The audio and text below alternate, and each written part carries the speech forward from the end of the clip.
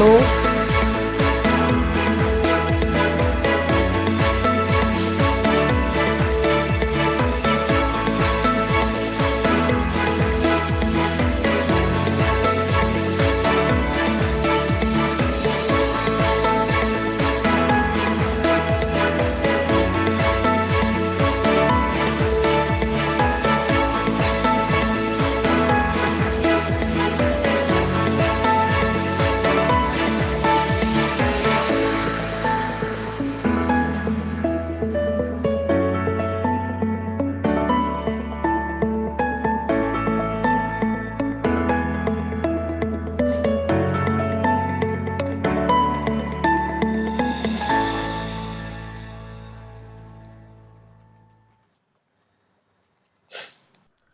Welcome to the international webinar on countering fake news, misinformation, and sensationalism.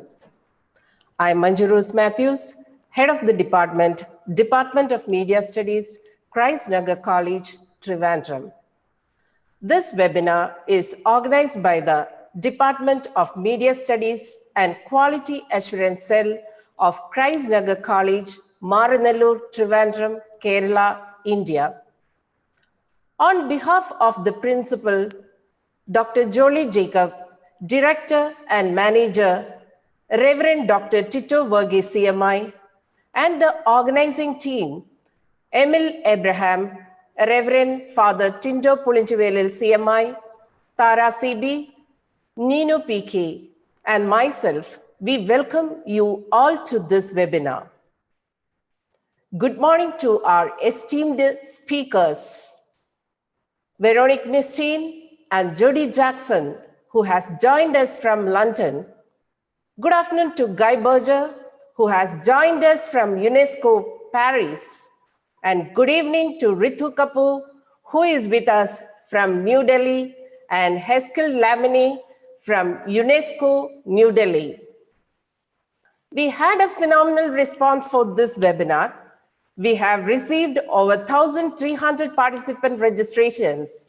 The participants are media students, educators, journalists, researchers, and freelancers joining from India and abroad.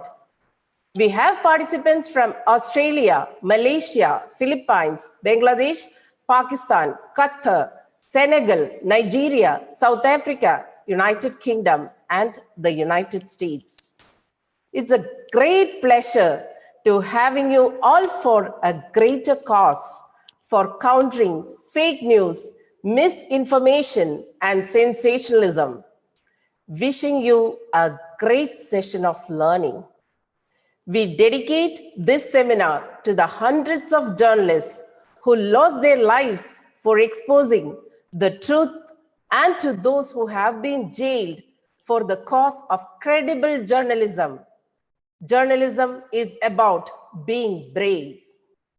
News is often described as a report of recent events.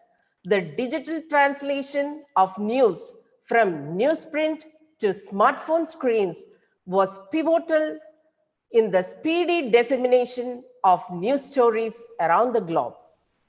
Journalism is driven by the values of balance, fairness, objectivity, accuracy, completeness, and credibility, which all stand for truthfulness. The spread of social media seems to be eroding this practice that was born in the context of mass media.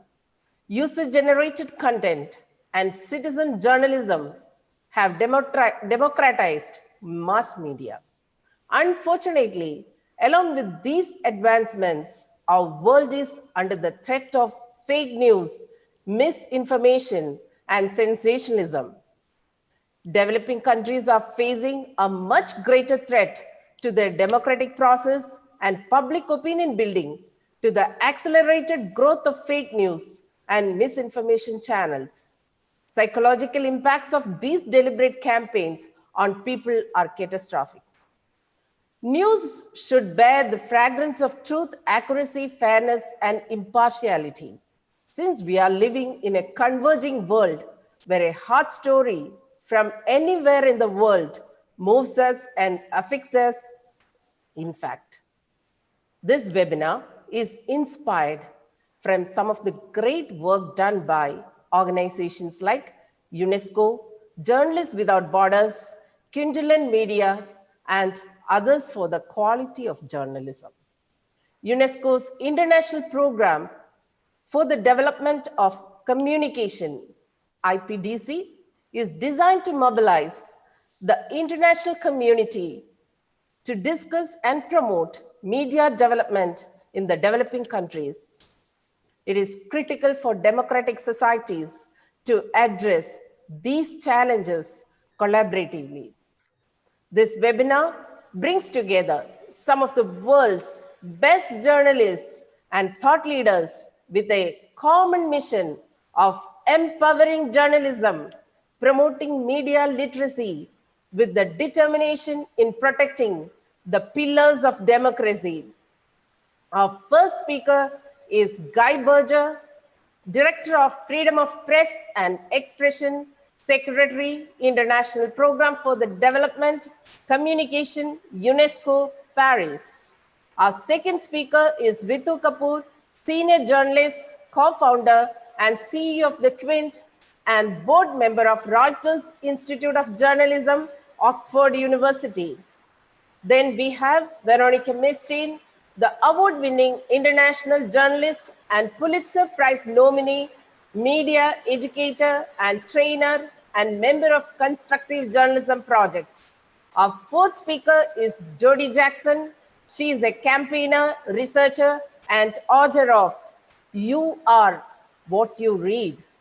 Why changing your media diet can change the world. We have question and answer session with the speakers. Participants can use the web link which is shared in the comment box for posting your questions. Our moderators, Thara CB and Nino PK, shall pick the questions and ask to the speakers. Participants have the opportunity to vote up the best questions that needs to be put to the speakers. We begin with our first session. Our first speaker, Guy Berger, is the Director for Freedom of Expression and Media Development at UNESCO. He is responsible for the organization's global work on freedom of press, safety of journalists, internet freedom, pluralism, and independence in media, media literacy, gender, and journalism education.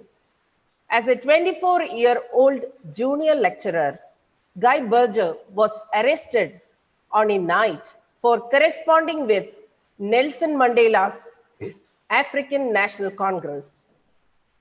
He spent 2.5 years in prison. Of that, 6 months were solitary confinement. Guy Berger's understanding of freedom of press comes from real life experiences. Before joining UNESCO, he headed the School of Journalism and Media Studies at Rhodes University, Grahamstown, South Africa.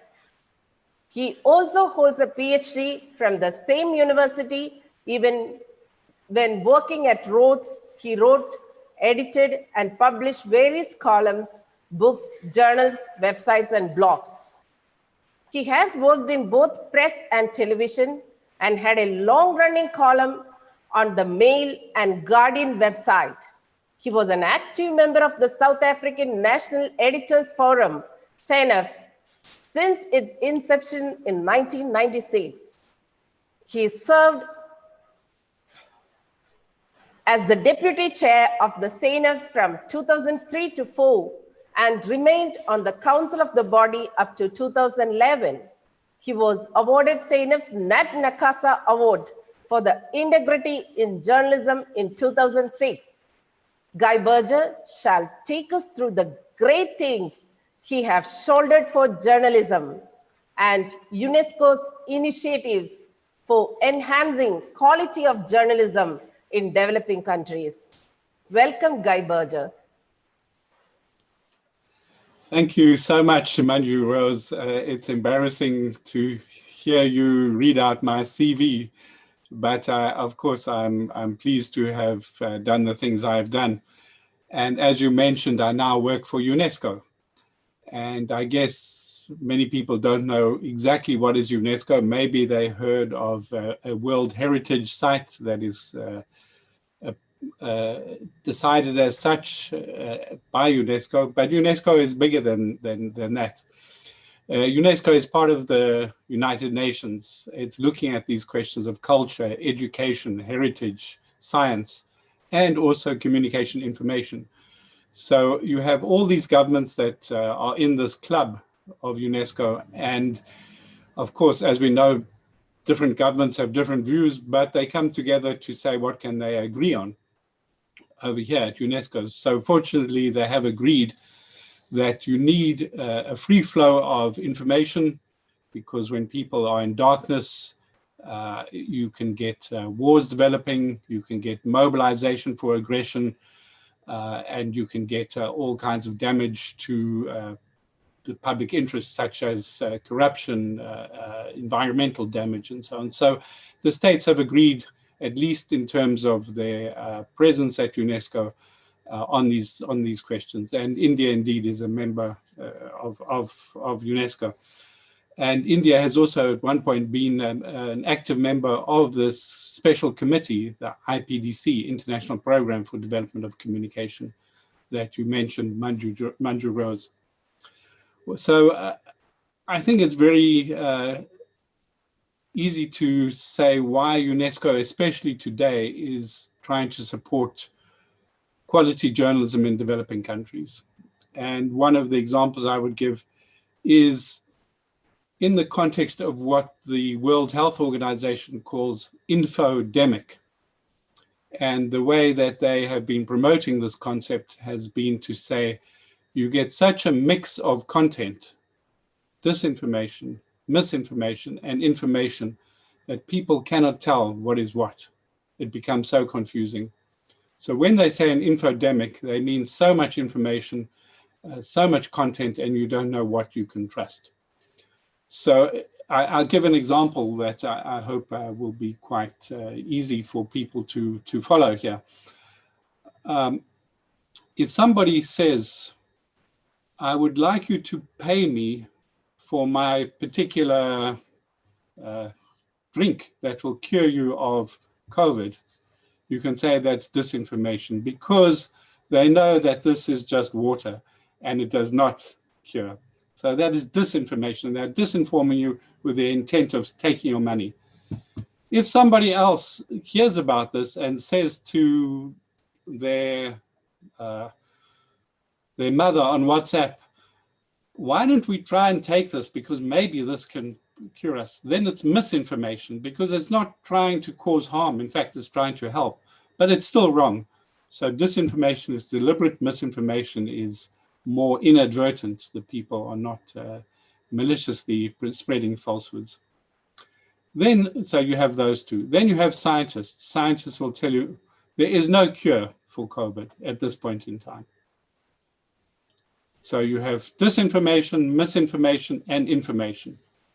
And then you have journalism. What does journalism do? Journalism tells you, number one, it's disinformation. Number two, it's misinformation. Number three, this is what the scientists are telling you. So this is how important journalism is in that infodemic, because journalism is the kind of information that can go to the public and explain what is what.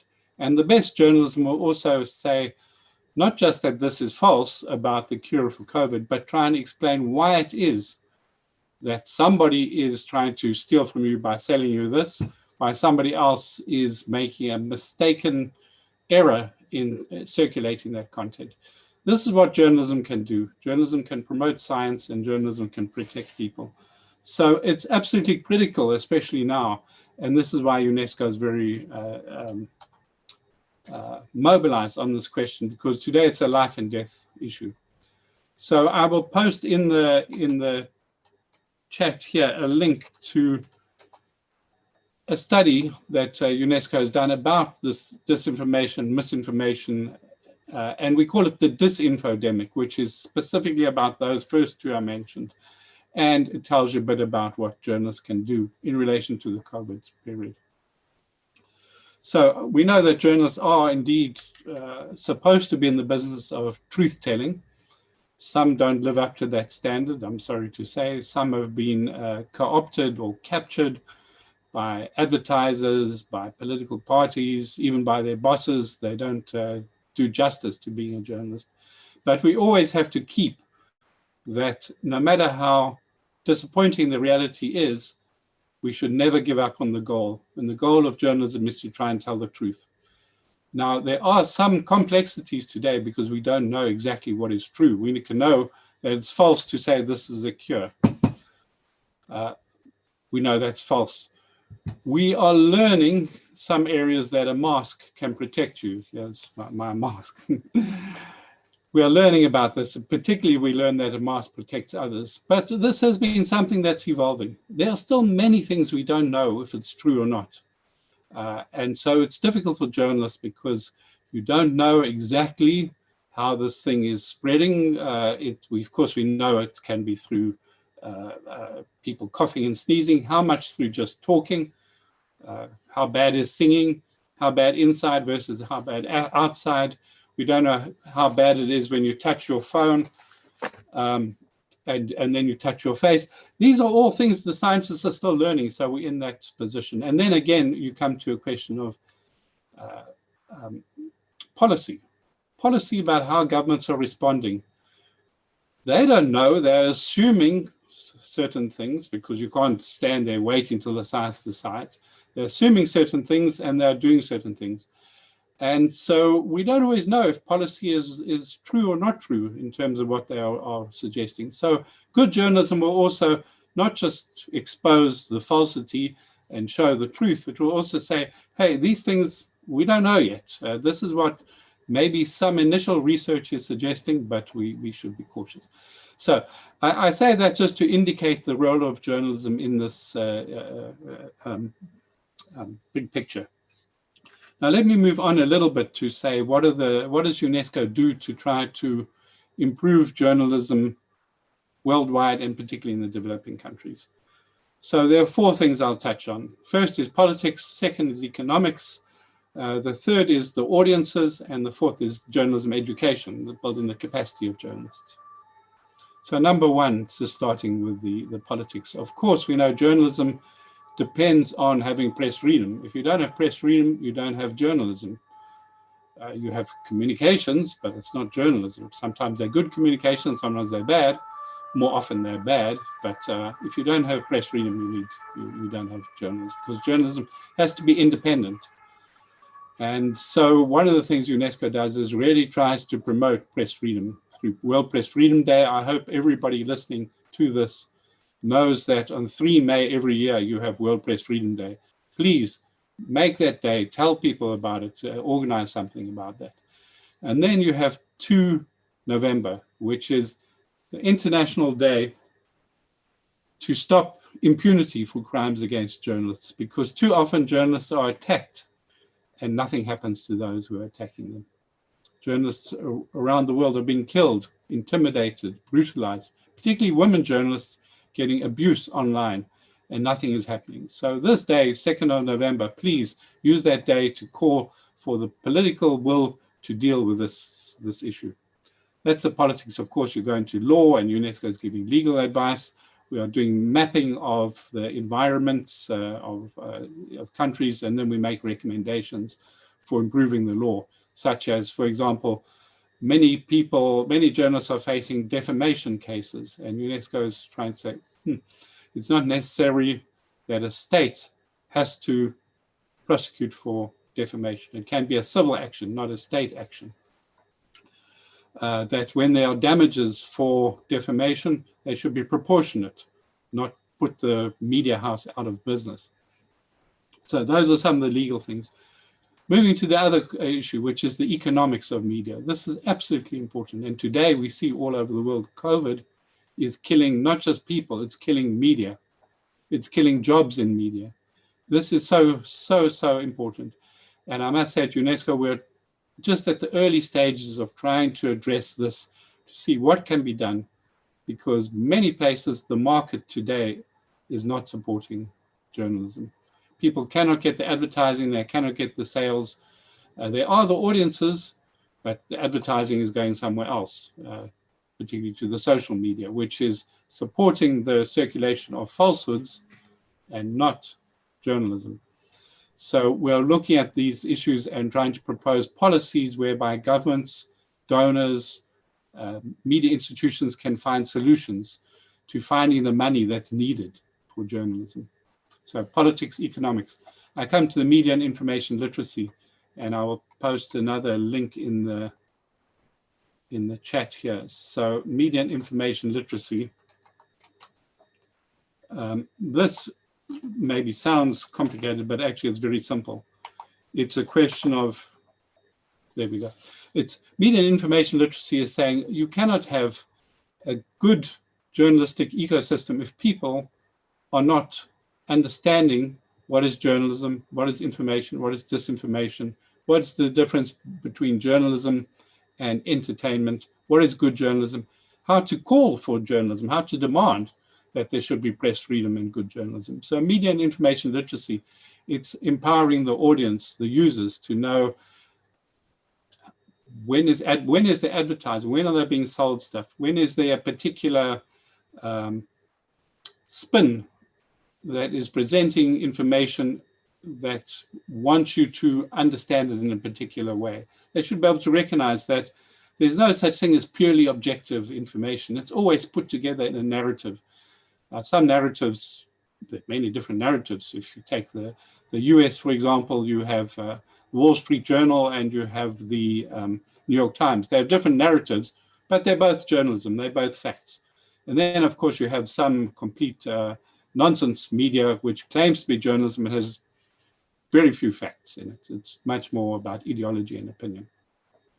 Anyway, so that, I think, is about audiences. UNESCO has lots of programs to try and get governments to introduce in the schools programs to teach young people how to navigate and negotiate and understand media. So when you get a free service, understand that they're taking your data and they're going to sell you, advertise, and they're going to try and shape you and move you and sell you things using this data that you're giving them. That's all media and information literacy. So UNESCO, we try and intervene in the politics. We're trying now, beginning really with the economics. We have the media information literacy. I come to the last area, which is building the capacity of journalists. So I'm going to post some more links here, which I hope are helpful. The first area I just want to speak about is this question of disinformation, because this is something that is it's in the topic of this, and I must thank Manju Rose here for really offering to help us translate this little book into more languages. Already we have about 25 languages. We need it in more languages. I hope with your help, Manju Rose, we can get it in at least 4 languages in India. This is a handbook. It gives you a lot of very useful information about how, as a journalist, you can approach this issue. For example, it's got a section here on what can you fact check. And it points out that some things cannot be fact checked. Opinion. When you say, I like this or I don't like that, that's not a fact. That's about values. When you come to hate speech is terrible. It says, we hate whatever community. But it's not a fact-checkable thing. It needs to be counted, but it's not about disinformation. Sometimes it combines disinformation. Then it's a different story. Then you've got to look at the package. But anyway, this little book is in the links that I've just put. And the second thing I would say is that I also mentioned there a cooperation between UNESCO and a center called the Knight Center, based in Austin, Texas, which is a free webinar course for people about how to cover this COVID, because it's very complex. You need to know, for example, when a government is saying we're doing this well on these statistics, are they releasing all the statistics? Is it a statistic? How do you compare to other countries? What is their disclosure? Why are they only releasing this information? It's a complicated story. So that webinar I do commend to you. And then I'd also say there's many other very important issues that the capacity of journalists needs to be built, because the world is complex. Don't think as a journalist that it's easy to do. You've got to really become a mini expert in this field. So you've got to know how to cover issues like terrorism, very complicated. Issues like climate change, very complicated. Violence against women and girls. These are, there's a book I've put in this, in the links in the chat. You know, the number of types of violence against women and girls, it will shock you when you read this book. Everybody knows the problems of rape of women. That's one of the worst, but it's by no means the only. There are, I think, 12, 15 different categories of violence. If you're a journalist, you're going to cover this thing, you should actually understand all these. So let me just conclude there by reminding you what I spoke about, which is that we need to understand that we're now in the world of the infodemic. And although the infodemic is particularly bad in relation to COVID, it's not something that came just at COVID. We had this problem of disinformation coming previously, particularly on WhatsApp, even before we came to COVID.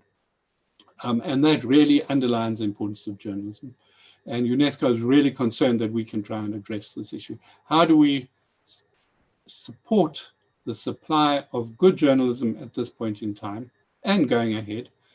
And what can you, as journalists, potential journalists, do about this? What can you do about these particular days on the calendar to really make the case for journalism? And what can you do to become amongst the world's best journalists, people who are really respected for your work in telling the truth in a way that will help us advance the kinds of things that we, at least in name, our governments have agreed to, which is the Sustainable Development Goals. And we've got targets in those up to 2030, and I hope we can achieve them. And without strong journalism, capacitated journalists, without press freedom, without viable media, without media and information literacy, I think we're going to struggle to make progress as humanity, which we so urgently need. Thank you very much, and back to you.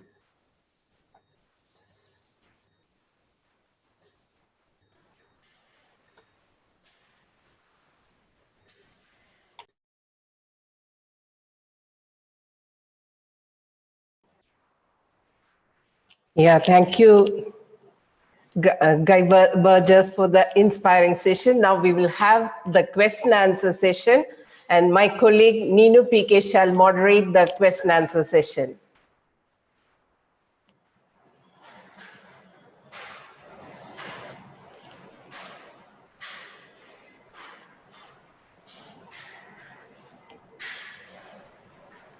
Hello, Mr. Berger. Hello. I'm Neenu, and I'm moderating the question and answer session. So, shall we begin? Yes.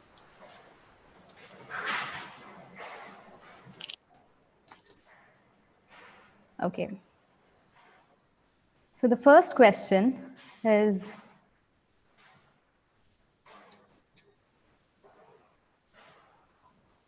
this question is from Parinita, and she asks, how do you get audiences online, particularly on social media sites, to break out of their filter bubbles?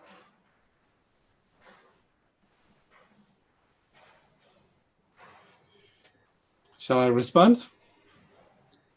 Well, I think this is a question that Rita Kapur, for example, is much better qualified than me to respond to. So I hope she can do that. But essentially, I think it comes down to this.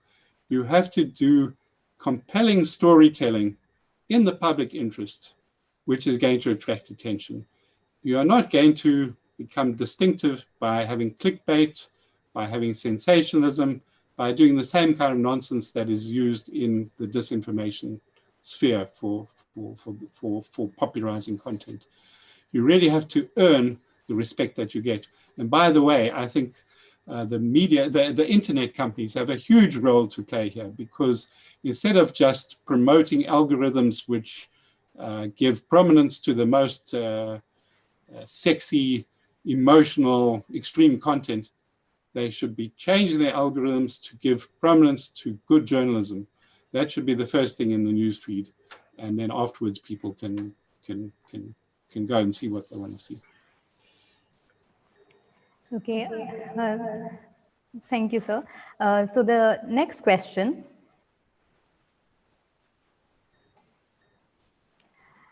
What is paid news? How can it affect the normal functioning of a particular news company?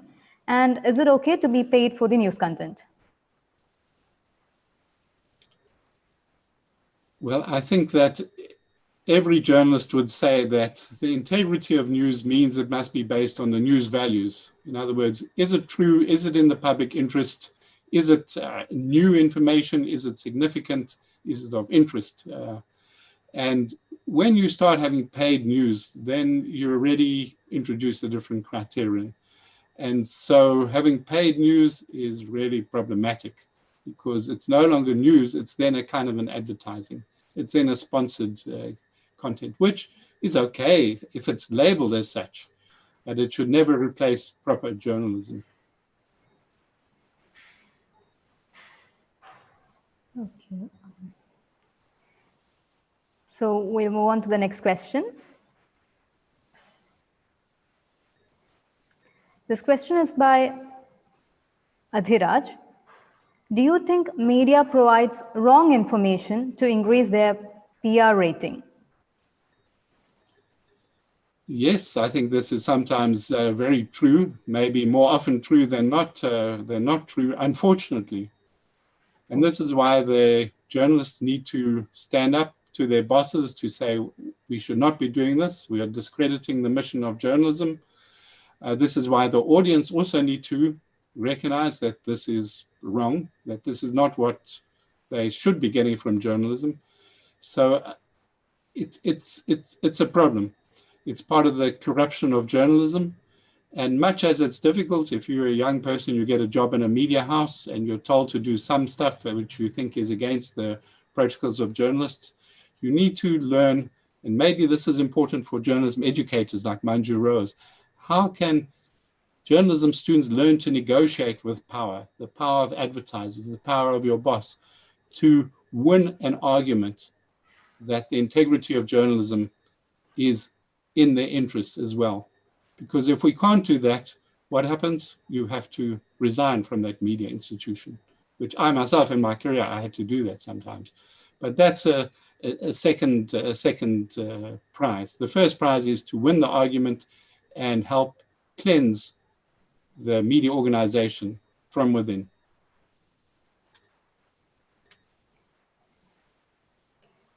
Thank you. So we'll move on to the next question.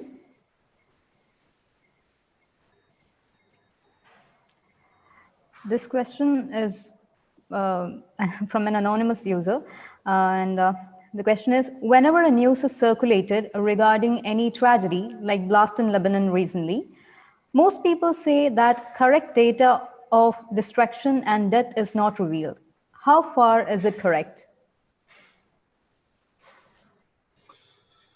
So, good journalists will never rush to give statistics just for the sake of being first, because when you're first, you're often wrong.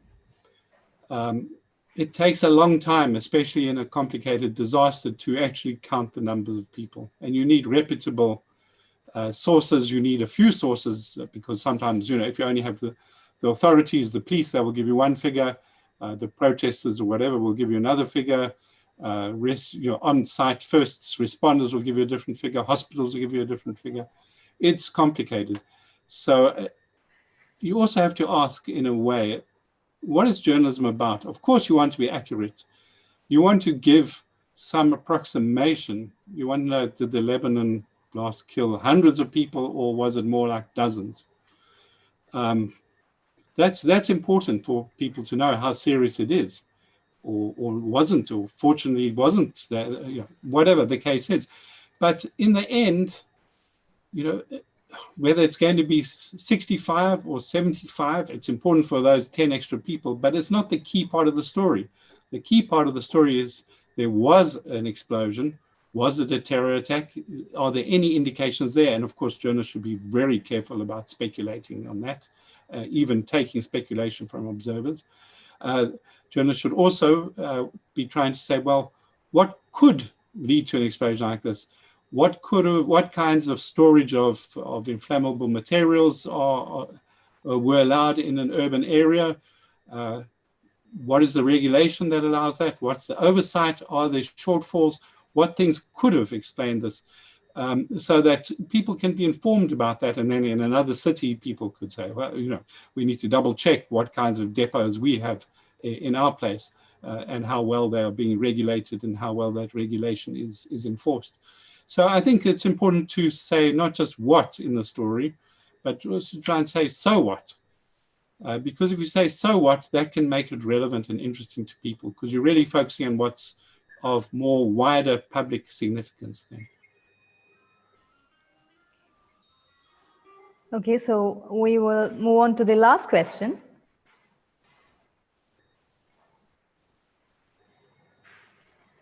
How far would the citizen journalism help in free and fair reporting of news? So this is a very good point, because you do have citizen reporting now, and it is truly important, because in many cases, it's like the fifth estate keeping an eye on the fourth estate, especially when the fourth estate, the media, is not doing a good job. Often the mainstream media is tied to particular interests, it's captured, and is not suppressing some information and giving particularly partisan mobilization of information on other stories. So citizen journalism can be super important like that. The challenge, of course, is that citizen journalism is not always done with the best of ethics or the best of standards. So sometimes citizen journalism is orchestrated, manipulated to spread falsehoods, to try and make it seem that there's a particular consensus when there's not a consensus. Sometimes citizen journalism is itself a victim of a hoax. It's passing on information, for example, images that come from a completely different context, and presenting them as if they are there, as if they are genuine for the particular case that they're reporting. And the challenge for citizen journalism is that, unlike organized media houses, citizen journalists don't usually have access to resources for fact-checking, for standards, for policies, for corrections. They don't have the same accountability regime. They don't necessarily have the same economic interests in being credible. So it's really valuable to have, but it also needs to be taken with a pinch of salt. And it's important that people look amongst all news producers, citizen ones and mainstream ones and international ones, which ones are really reliable brands. Because a citizen, an ordinary person can't go and double check the facts in every single media story. They need to be able to identify what is the most likely reputable institution. And within the media, there's some very disreputable institutions. They're just propaganda, or they're just money-making scams or sensationalist rags. But within citizen journalism, there's some excellent ones. And there, unfortunately, also many that don't live up to a quality information source. So thank you so much. Thank you, sir, for answering all the questions. Thank you. So now I'll hand over the mic to Manju ma'am.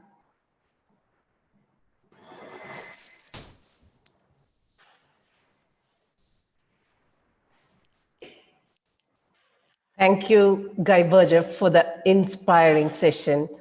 It is great to hear from you about the activities that will benefit and substantially improve the quality of journalism in developing countries. We look forward to working with you with more sessions for trainings in journalism. Thank you once again. Our next speaker is Ritu Kapur. Ritu is the co-founder and CEO of the Quint, an English and Hindi language Indian news website launched in 2015. She has driven digital innovation at Quintilian Media, from redesigning sites to starting the innovation lab to launching a health vertical fit to driving the fight against the misinformation with Webekoof. Ritu has also strived to provide multiple platforms for free speech. One such platform is Talking Stocking, where the Quint collaborated with senior advocate Kamini Jaiswal and Member of Parliament Dr. Shashi Tharoor to submit a bill in Parliament to make stalking a non-bailable offense. Others include the Quint's multilingual campaign BOL and its citizen journalism initiative, My Report. She is on the advisory board of Oxford University's Reuters Institute of Journalism, the World Editors Forum at Van Infra, and Future News Worldwide.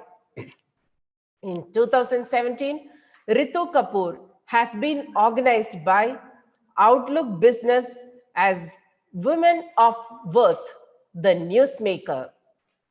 Ritu will take us through how fake news and misinformation is shaping public opinion. Welcome, Ritu. Thank you so much. Thank you for having me here. And I unfortunately couldn't get listen to all of Guy Berger's talk, but I definitely caught the end and got the very valuable exchange that he had with participants here. I'm going to dive straight into how I look at how we as journalists could be taking on fake news. It's a tough battle. It's fake news, misinformation is a multi-funded, well-orchestrated. It's not just individuals sitting in little corners and being devious. It's a huge operation which needs as structured a fight back as possible. If I could just share my screen,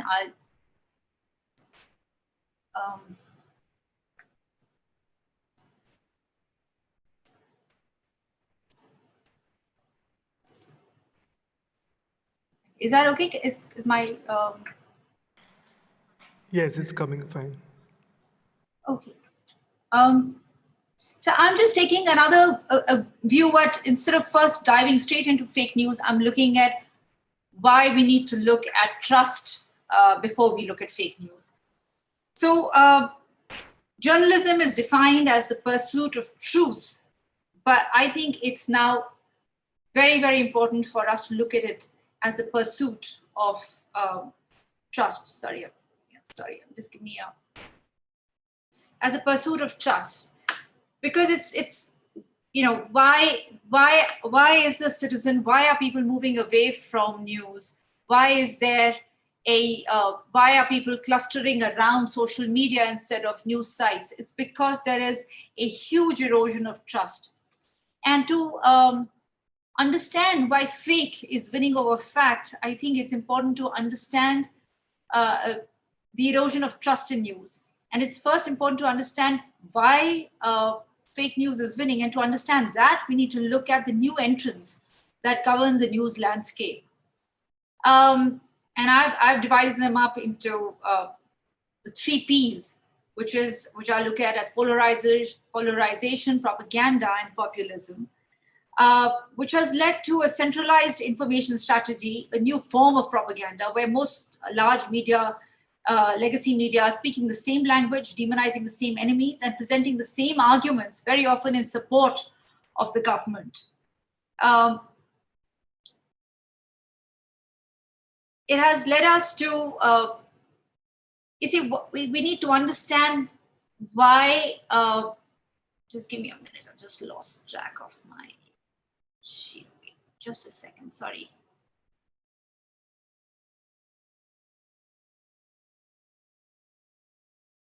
Right. So it's an environment of polarization, propaganda, and populism. It is an environment of where if independent journalism is critical of their leadership by questioning their policies, their politics, their tweets even, those in leadership are ironically weaponizing fake news, the term fake news, against news media itself. They're engaging journalists in never-ending defamation cases, litigation, raids, choking them through regulatory policies, bleeding them financially, legally, diverting funds which are meant for journalism. Those funds are moving towards legal fees and posting bail. And in this process, there is delegitimizing of all news media in the eyes of the consumer of news, which takes me to the two S's of trust erosion, which is self-censorship and social media. An unprecedented number of legal notices, defamation, sedition cases have been filed over the past few years in India against journalists. Of course, we all know it's happening against activists and citizens, anyone who voices dissent. Then there are the news outfits currently who are entirely dependent on government advertising as revenue. What happens as a consequence of this? It leads to self-censorship because news media tries to avoid doing a story which is going to embroil them in litigation, or is going to have them branded as fake news because that serves somebody's agenda. And in the process, you're actually avoiding a lot of stories that are important to the people. That leads to trust erosion. Censorship leads to trust erosion. That's a given. The second S for me is social media, which has in some ways got conflated with news media, with its high volume, low quality information, which people can mistake for news very often. Social media leaves users exposed primarily to posts by others with similar views, creating vast echo chambers which are founded on misinformation. So these are spaces where our own opinions and biases are constantly reinforced by our filtered feeds that very often also play up fake content. It's a web of algorithms which deepens already divided views and cultural rifts. And it becomes a space for where fake news can really grow and be spawned. So here's where we are at, if you ask me right now, which is I look at the circle of misinformation, trust, and public opinion.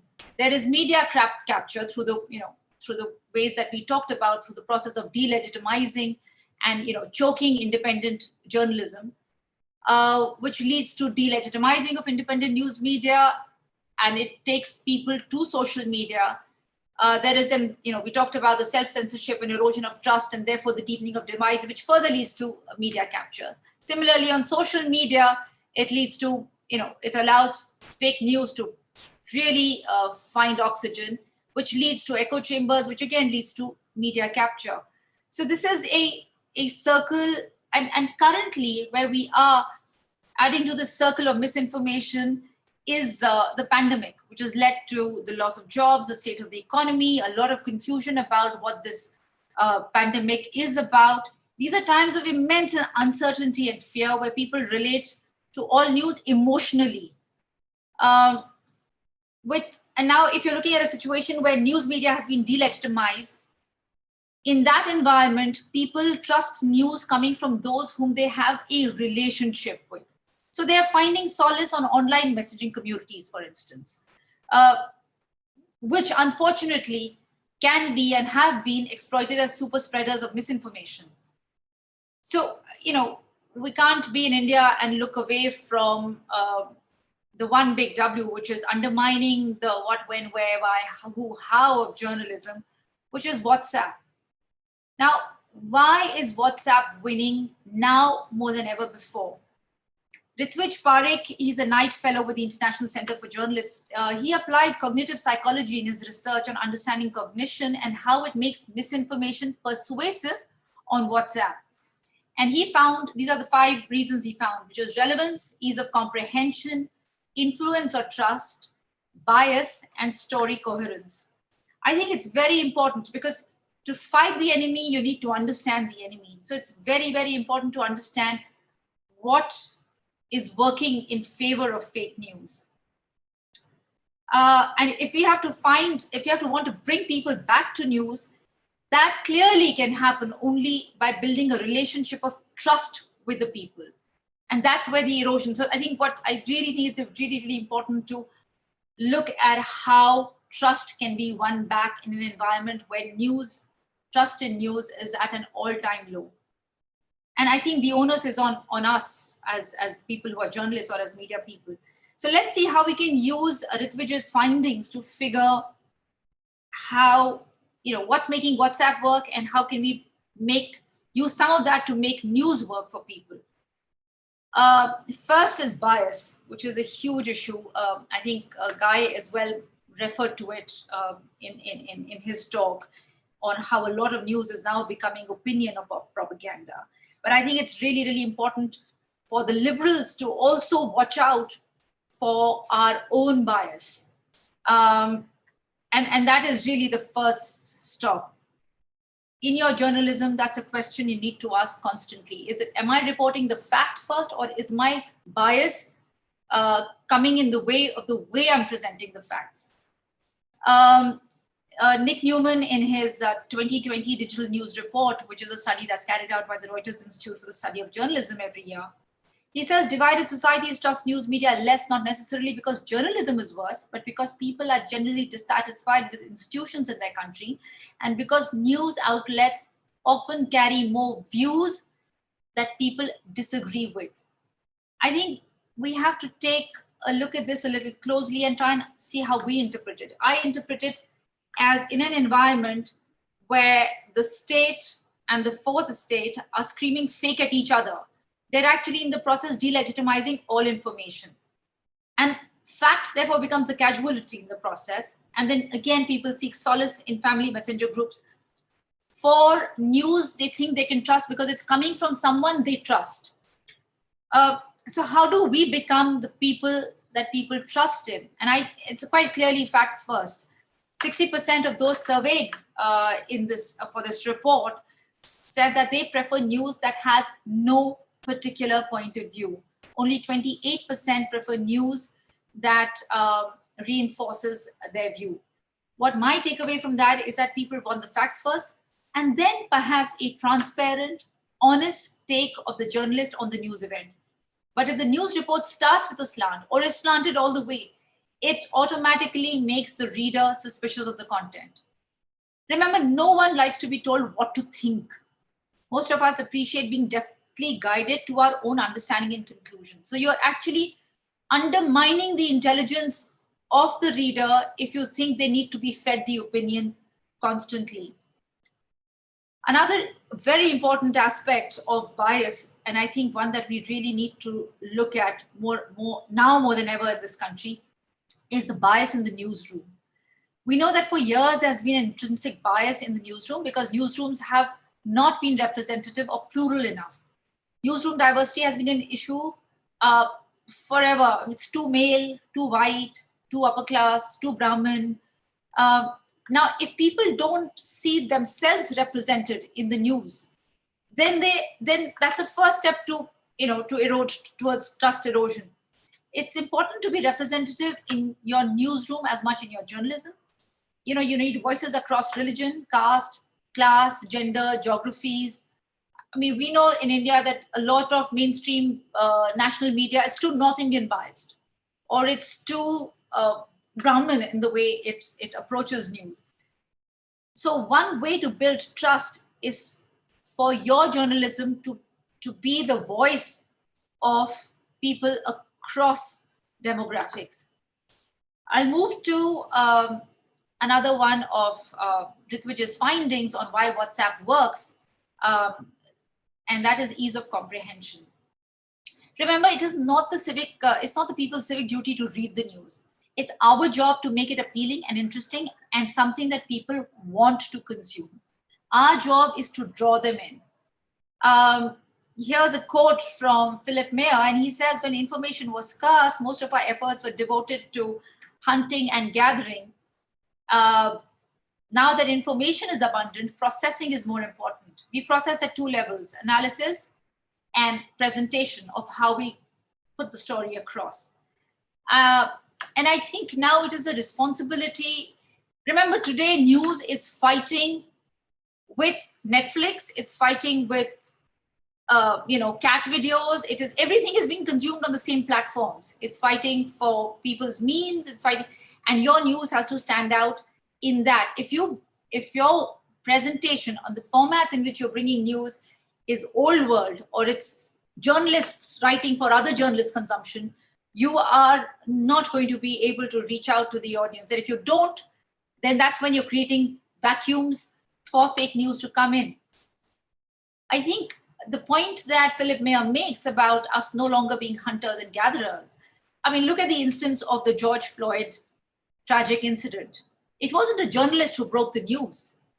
It was a citizen who broke the news. It was the job of the journalist to then get the fact verification done and make sense of what had come across.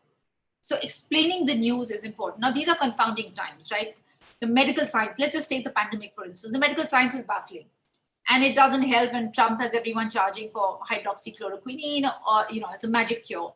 Or we have right here in India, we have Yoga Guru Baba Ramdev and many of his, of his kind, rolling out one Ayurvedic cure after another.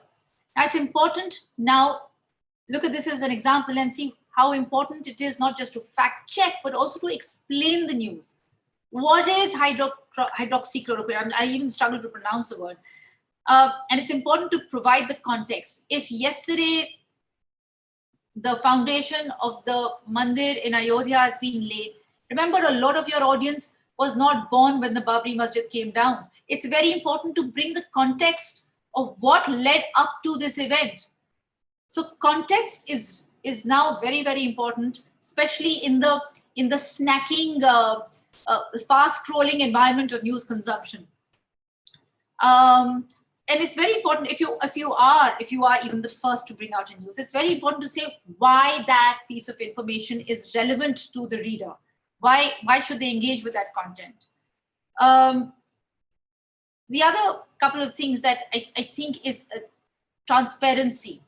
This is one of the things that we do at the Quint. We do what we call behind the scenes. If we've done a big investigation or a big expose, the journalist documents every stage of how she or he got the story. And that's something that if we can, in some instances, we need to protect the source. But in the instances where we can, we tell the reader or our viewer through a behind the scenes video or an article on how we got the news. I think that goes a long way towards building a relationship of trust. Another thing I think we should always keep in mind is that we shouldn't be talking down to our audience. I think it has to be a relationship of, it's not that you are the truth holder and they are the ignoramus. Very often your audience may know more than you do. Which brings me to a point that Guy referred to, and that is very, very close to me, is relevance was one of the points that, one of the findings that Ritu had for why WhatsApp works. And for me, I translate relevance as citizen at the center. For too long, news media was one way, where journalists were truth owners and they decided what it is that the citizen needs to know. But now with digital real-time engagement, constant feedback in the form of comments, metrics, that has changed. People feel that they have been left out of the picture for too long. They feel that the news media that they see is no longer about them. It's about one politician screaming at another politician or negating the other politician. To restore trust, we need to have a relationship with the reader, which is why perhaps it's important to once again bring the citizen at the center of your journalism. Let people power your journalism. The stories are about the people, or the stories are ones that people must know, right? Because the whole in this, while digital has done a lot to democratize news, but with it has come a lot of the other tyrants, speed, competition, keywords, Google Trends, the giant platforms, triopoly, and an ad revenue dependent news media has in a lot of ways hijacked the journalist from the citizen. So it is one critical question that you must ask yourself is, what does the citizen want from the news? What are the questions that she needs answered? When we break a story, we need to know why that story would be relevant to that audience, to our audience, to every citizen.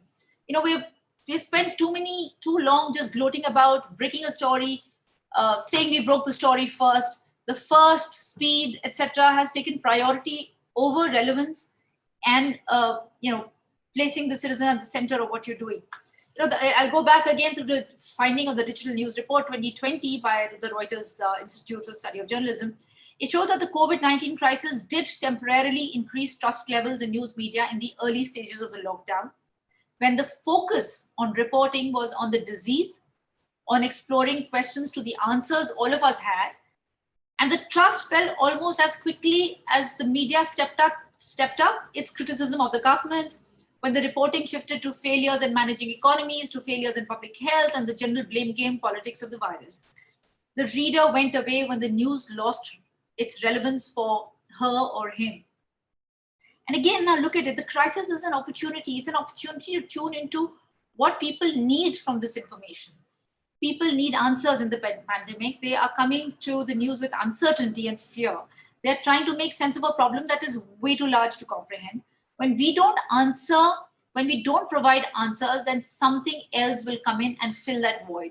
And what are the chances that that will be misinformation being funneled into social media by agencies with vested interests?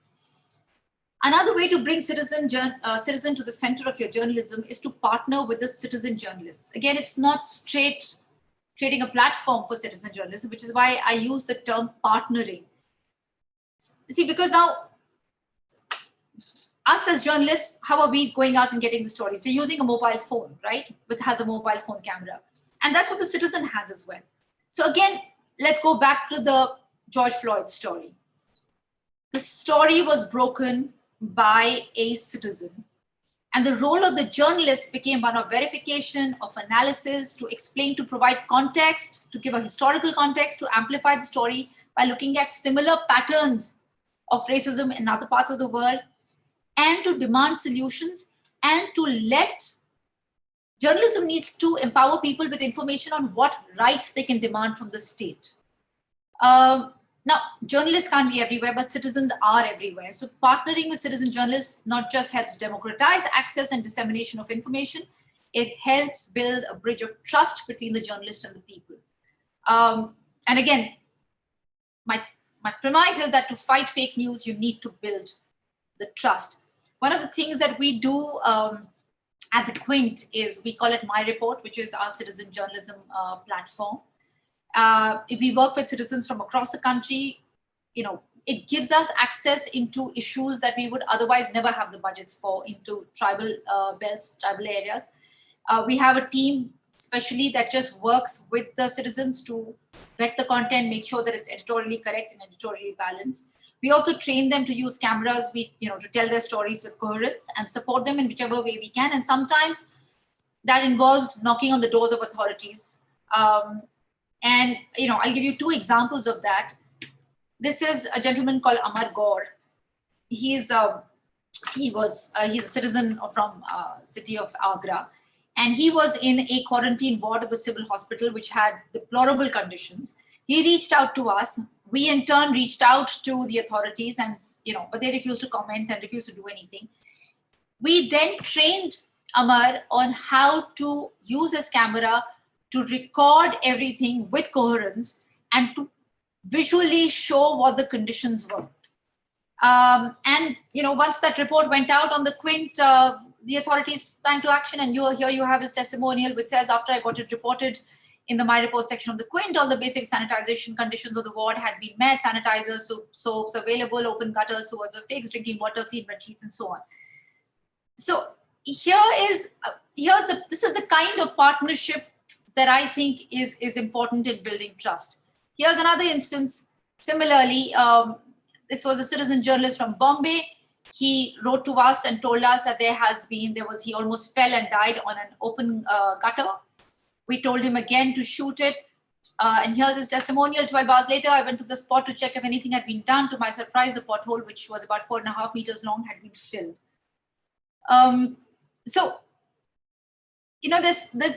The other thing is to bring a little bit of positivity to journalism. There's too much negation. We know that there is a lot of news avoidance. People are moving away from news media because they feel it's too negative. And there's enough studies to show that, which is why stories of solutions, positivity, of, maybe even COVID warriors, those are the ones to also bring back, to balance all the negativity that we unfortunately have to report on. The other initiative that we have, the Quint, is we call it webkoof, which is a play on the word bewakoof, which says that which means you're a fool, and the premise is that if you believe anything that is fake on the internet, you're a webkoof. Now here again, we partner with our reader. We ask our readers to send in. Of course, we do all the fact checking that we find, or all the fake content that we find. But we also partner with our readers, asking them to send us any story that they may come across as suspicious, and we dive in and fact check, and we give the reader who flagged it credit for flagging it. Now, apart from the partnership, this gives us access to those fakes that are in the dark web, like end-to-end encrypted messaging platforms like WhatsApp, where you would not, where the fake news is floating around on family or friend groups. We wouldn't have access to it if we didn't have, and this also gives us a chance to educate the reader on how to fact check themselves. So we do a lot of tutorials on what to look out for. Look at the URL, look at the date of this publication of the story. Again, we feel that the fact that we are partnering with our readers on fake news, and we get 10 to 30 posts a day, are people asking us to fact check for us on stories that they came across. And we think that has actually really, really helped build a relationship of trust for us. So this is something I believe very, very strongly in, which is keeping the citizen at the center of your journalism, which is every story must have the journalist in, the citizen in context.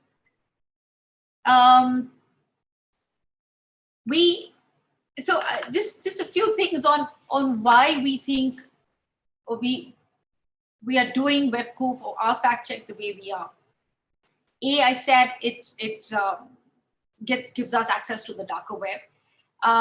The reader engagement has also helped us to get quicker updates. We are able to fact check a story and put the fact check story out before it goes viral, before it's all over the social media, and before it's reached many, many more people. So we get to beat the fake before it hits all digital highways. And we also try to do stories in a way which helps readers, viewers understand the fact-checking process. So like we do with our investigative journalism, we actually do videos where the fact-checker takes the reader through how the story was fact-checked, with the camera on their, either it's the people that they've gone down to or to check the facts, or their screens where they're using tools to do the fact-checking. Also, we find that it helps to build domain strength to fight the fake. Because now, for instance, we have at the Quint, we have a very strong health vertical. It's called FIT. Now, because we had an expertise, a domain expertise there, we had a panel of doctors, specialist talent pool, editorial skills, and more importantly, the access to medical experts that gave us a fantastic edge over other players when the whole COVID fake news exploded. On cures, treatments, virus mutations. Now you'd already built credibility with a vertical, with a health site.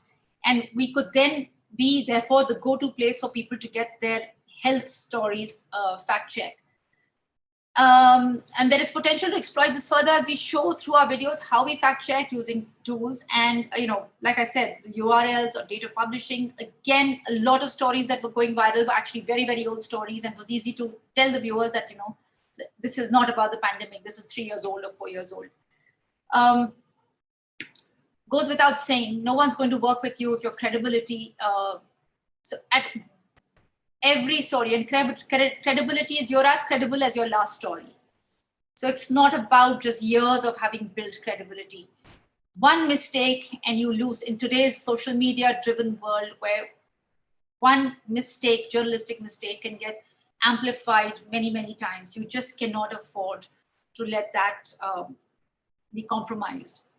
And here's an important thing: reach is important if you're wanting to fight fake news.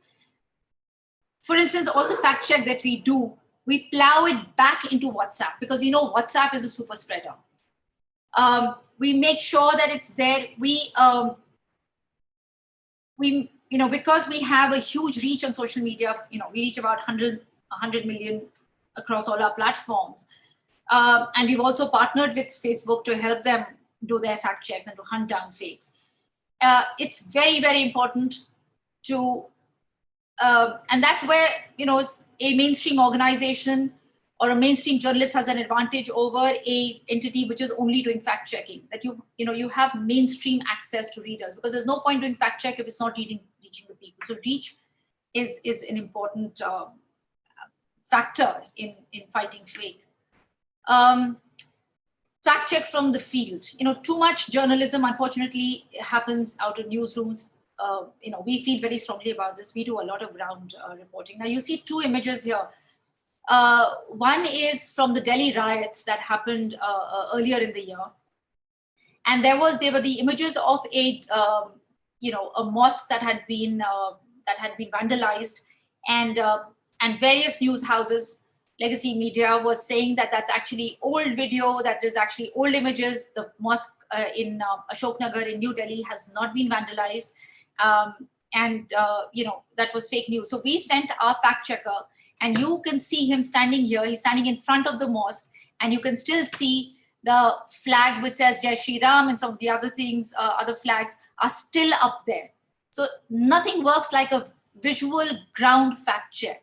The other story that it's not evident from this image, but is when you might remember the Hyderabad rape, the unfortunate rape of the veterinary doctor, and several media organizations were carrying a story saying that she was raped by members of a certain community.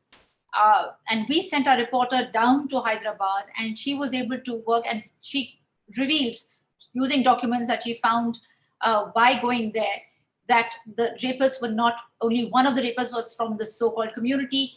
The rapists were actually, there was a Hindu, a Muslim, a Christian among the rapists. So you're able to, so ground reporting is far superior to any other kind of fact check that you can do. Make fact work like fake, which is important, which is, if you understand how fake works and use those cues to make your fact checked content work. If it means borrowing vocabulary from the fake news factory, do that, because it's important to get the fact check content to reach there. Fake news is simple and emotional, mostly. It rides on emotion. Truth is layered and complicated. So when you do your fact check, break it down. Don't make it so complicated that it's difficult to access. Make your headlines interesting, your language accessible. Don't be a purist if your news is only going to be understood by the specialists. Sometimes, and we've all been victim of that you do your journalism for appreciation by other journalists. You need to reach out to the people.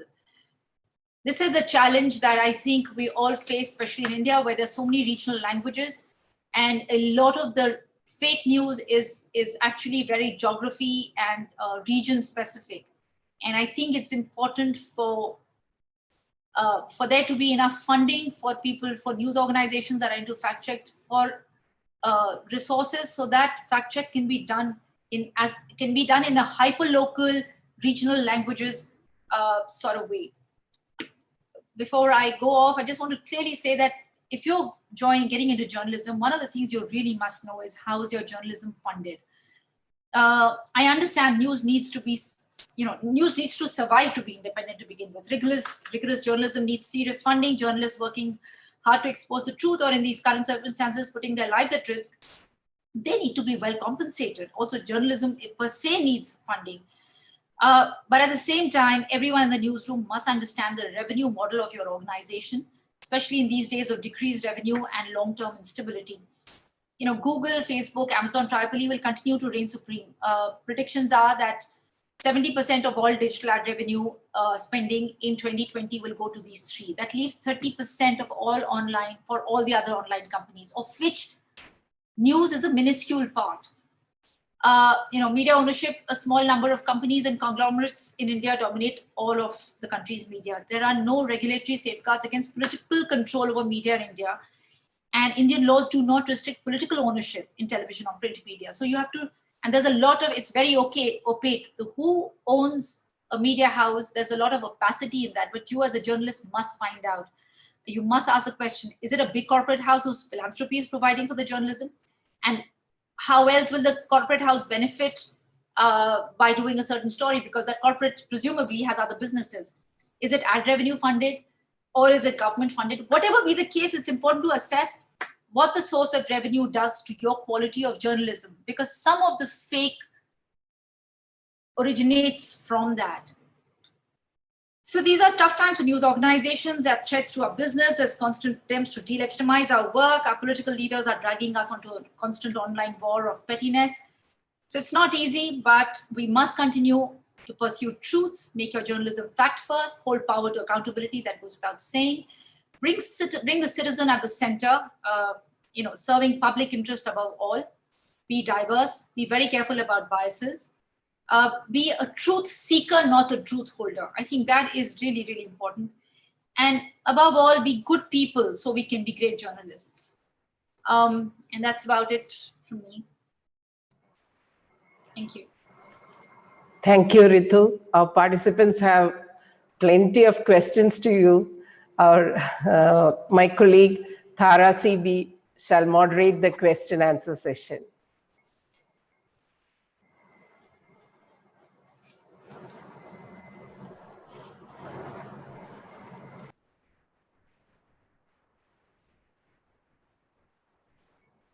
Hi. Hi, Ritu ma'am. Hi. Myself, Tara. I'll be asking questions from the audience. Let me ask you. Hello? Yeah, go ahead. Ritu, can you hear me? Yes, I can hear you. Go ahead. Can you hear me? Okay, shall I start with my questions? There are many questions from the participants.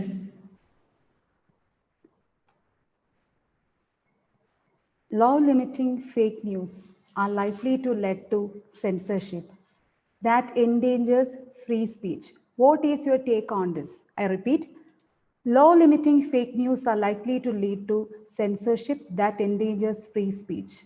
What's your opinion? This is a question from Marwa.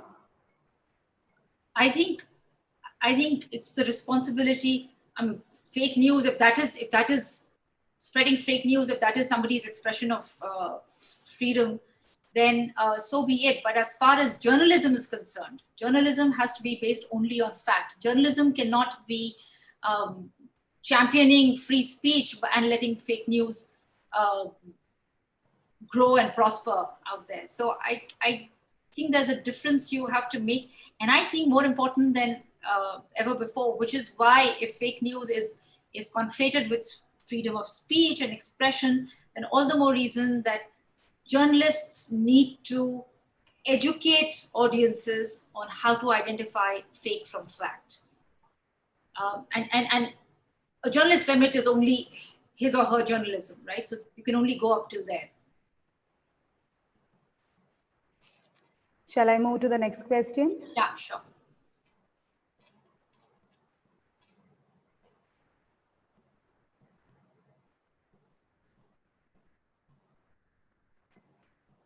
What's your opinion about influence of politics in making fake news? I repeat, what is your opinion about influence of politics in making fake news? Unfortunately, there isn't any two ways about what opinion one can have on anyone funding or encouraging fake news, least of all politicians. I spoke about it in the initial part of in my talk, but I think what we, so I think that's what makes the fight against fake news a little tougher, because when it's coming from political sources, it garners for some sections some level of substance and credibility, but also these are well-funded IT cells, which are where people go to work. That's their day job. They go in there and with a certain agenda, they generate fake content. So I think there is only one opinion that we can all have about that, which is that it's a very unfortunate scheme of things. I think our focus needs to be on how we're going to fight it through our journalism. it's unfortunately now a truism across the world, not just in our country. Okay, shall I move to the next question? Yeah.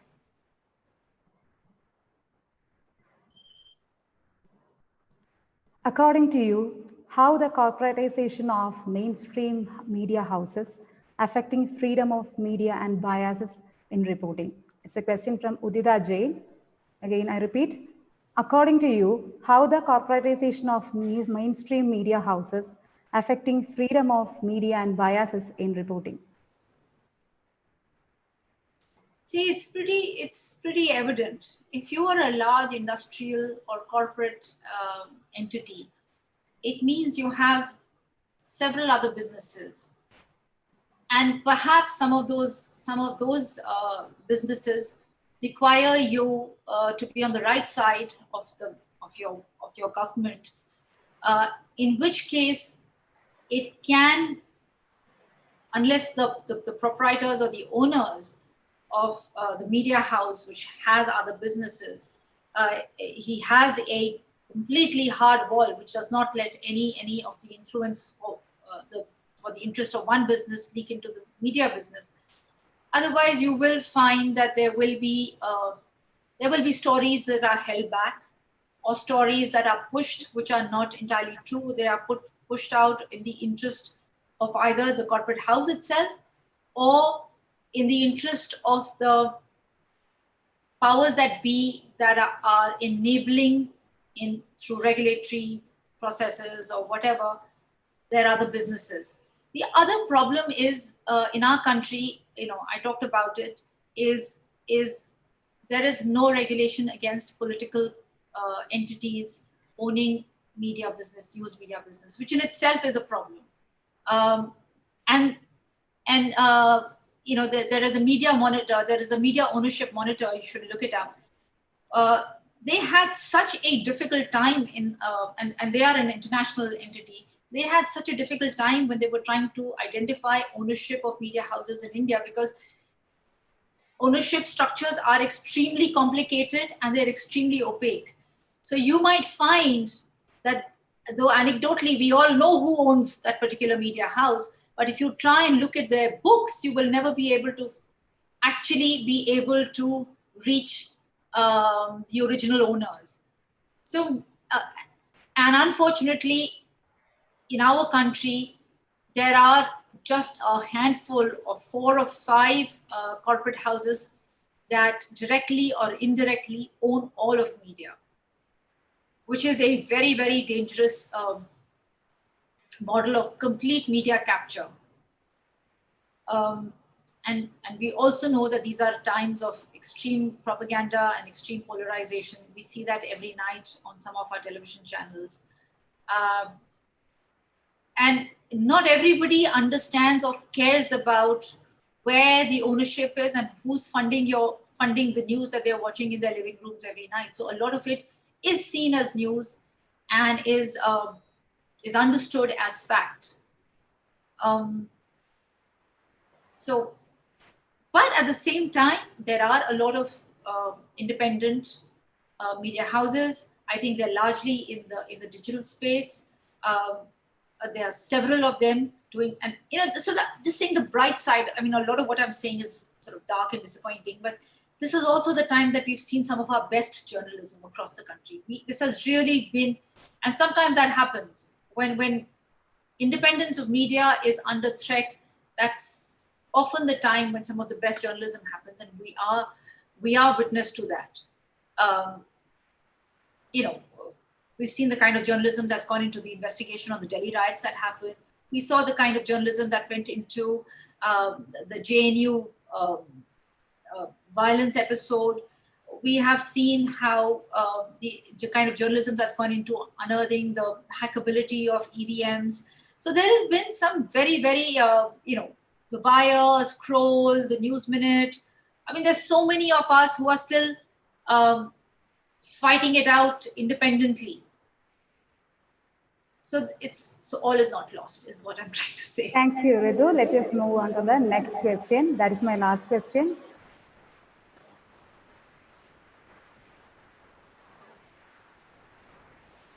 Did you think in order to have proper reporting, the dumbing down of news need to be reduced so that people get more facts than storytelling, and sensational pattern of news needs to reduce. I repeat, did you think in order to have proper reporting, the dumbing down of news need to be reduced so that people gets more facts than storytelling, and sensational pattern of news needs to reduce? Thank you, ma'am. Absolutely. I couldn't agree more.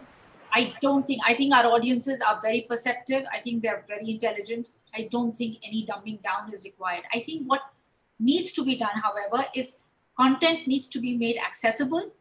I think we as journalists need to understand where the audiences are. If the audiences are on Instagram and people are consuming content visually, then that's what you've got to do. That is not dumbing down. That is making your content accessible. You're not taking away from the factual merit of the story that you're putting out. Sensationalism, of course. I mean, sensationalism it does no good to anyone. It has, there was a view at some point that it drives TRPs and it does, it clickbaits, etc. But now, thankfully, we're finding that changing. Sensationalism is not necessarily translating into TRPs. So we are finding gradually from the initial data that is even coming out for, say, the reporting during the COVID time, people are more perceptive. People are able to often see between fact and sensational reporting. They may, however, be consuming that as entertainment, which is the one dangerous thing, because subconsciously you're making fun of something. I've seen that so often that there'll be people sitting around and they'll be laughing at some over-the-top sensational reporting that is happening, but somewhere it is going into your psyche. So I think it is important, all the more important, to make your content accessible, to make it entertaining, even to make it interesting, where you're making it fact-based, so you're able to take on the sensationalism, rather than making your journalism so dry and purist that it's actually not finding a readership. So journalism has to focus on finding readership. Thank you for your valuable responses, ma'am. Anyway, I hand over my mic to Manju, ma'am.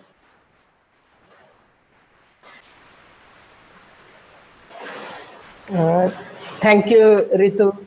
There are a lot of questions for you, but due to the time constraint, we have to stop here.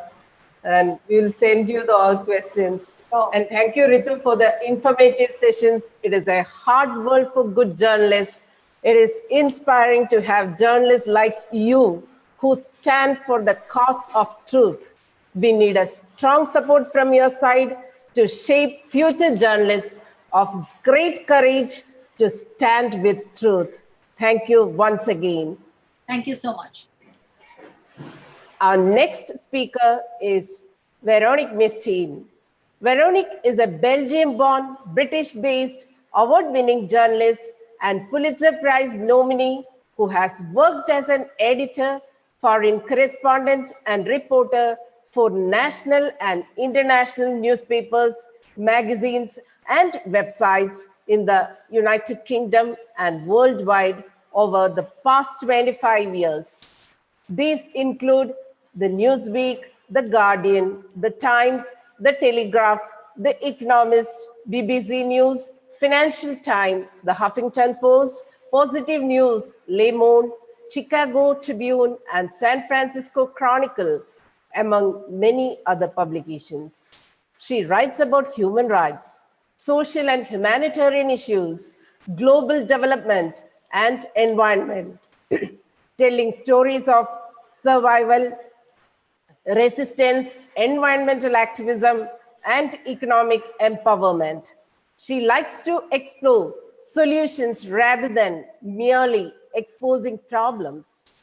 She offers training program in constructive journalism, not only in United Kingdom, but internationally, and provides training in journalism skills and storytelling for marginalized communities and reporting diversity in areas of ethnic and religious tensions. She is bilingual and is fluent in both English and French. She has a degree in communication and criminology from the University of Leuven, Belgium, and master's in journalism from University of California, Berkeley, USA. Veronique shall speak about constructive journalism. What now? Beyond 5 Ws and 1 H. Welcome, Veronique. Thank you. Thank you, Manju Rose, and welcome everyone. So my presentation is not about fake news or misinformation, but some tools of journalism. Oh, actually, I better share my screen first. Sorry.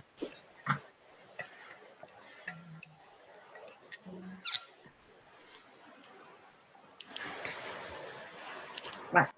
So some tools, I think, that help strengthening democracy, because it's a approach to journalism that help engaging audiences. And that's something that Ritu, you touched on, that often our audiences disengage, walk away from what we're doing. And it's very important actually to re-engage them. It's also a journalism that's it's depolarizing. And usually, traditionally, journalists really like thrive on conflict. That makes good copy. But this journalism is actually trying to build bridges and communalities rather than pitting left against right, for example. And it's a journalism that explores solutions to our pressing problems. So that's something important. Because this is a very small time for the presentation, I'm going to focus on constructive journalism from the inside, to give you some tools so you understand how you can use it. And hopefully, I hope you're going to use some of those tools. But before I start, I just want to tell you briefly how I became interested in constructive journalism. And that was a long time ago, well before constructive journalism had a name, before it was something that people were practicing. I've been a journalist for a long time, and I often cover the aftermath of conflict and natural disasters. I cover human rights, social issues, so I work with homeless people, refugees. So those are serious, difficult topics. And traditionally, journalists, when we want people to pay attention to something we think is important, we used to do it by producing very hard-hitting stories, showing how devastating the situation is, how urgent it is. And we're very good at actually finding the worst case studies, the worst stories, and presenting people as desperate, helpless. And after a while, it kind of stopped working. The readers didn't want to read those stories anymore. The editors didn't commission them. And for journalists, they're quite hard to do too, because you just leave, describe the terrible situation, and then you leave, and you leave people with this.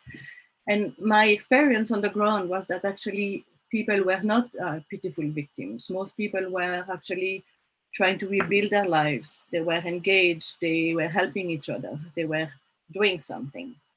So I started talking with colleagues and looking for other ways we could tell the same stories, maybe adding something to our reporting.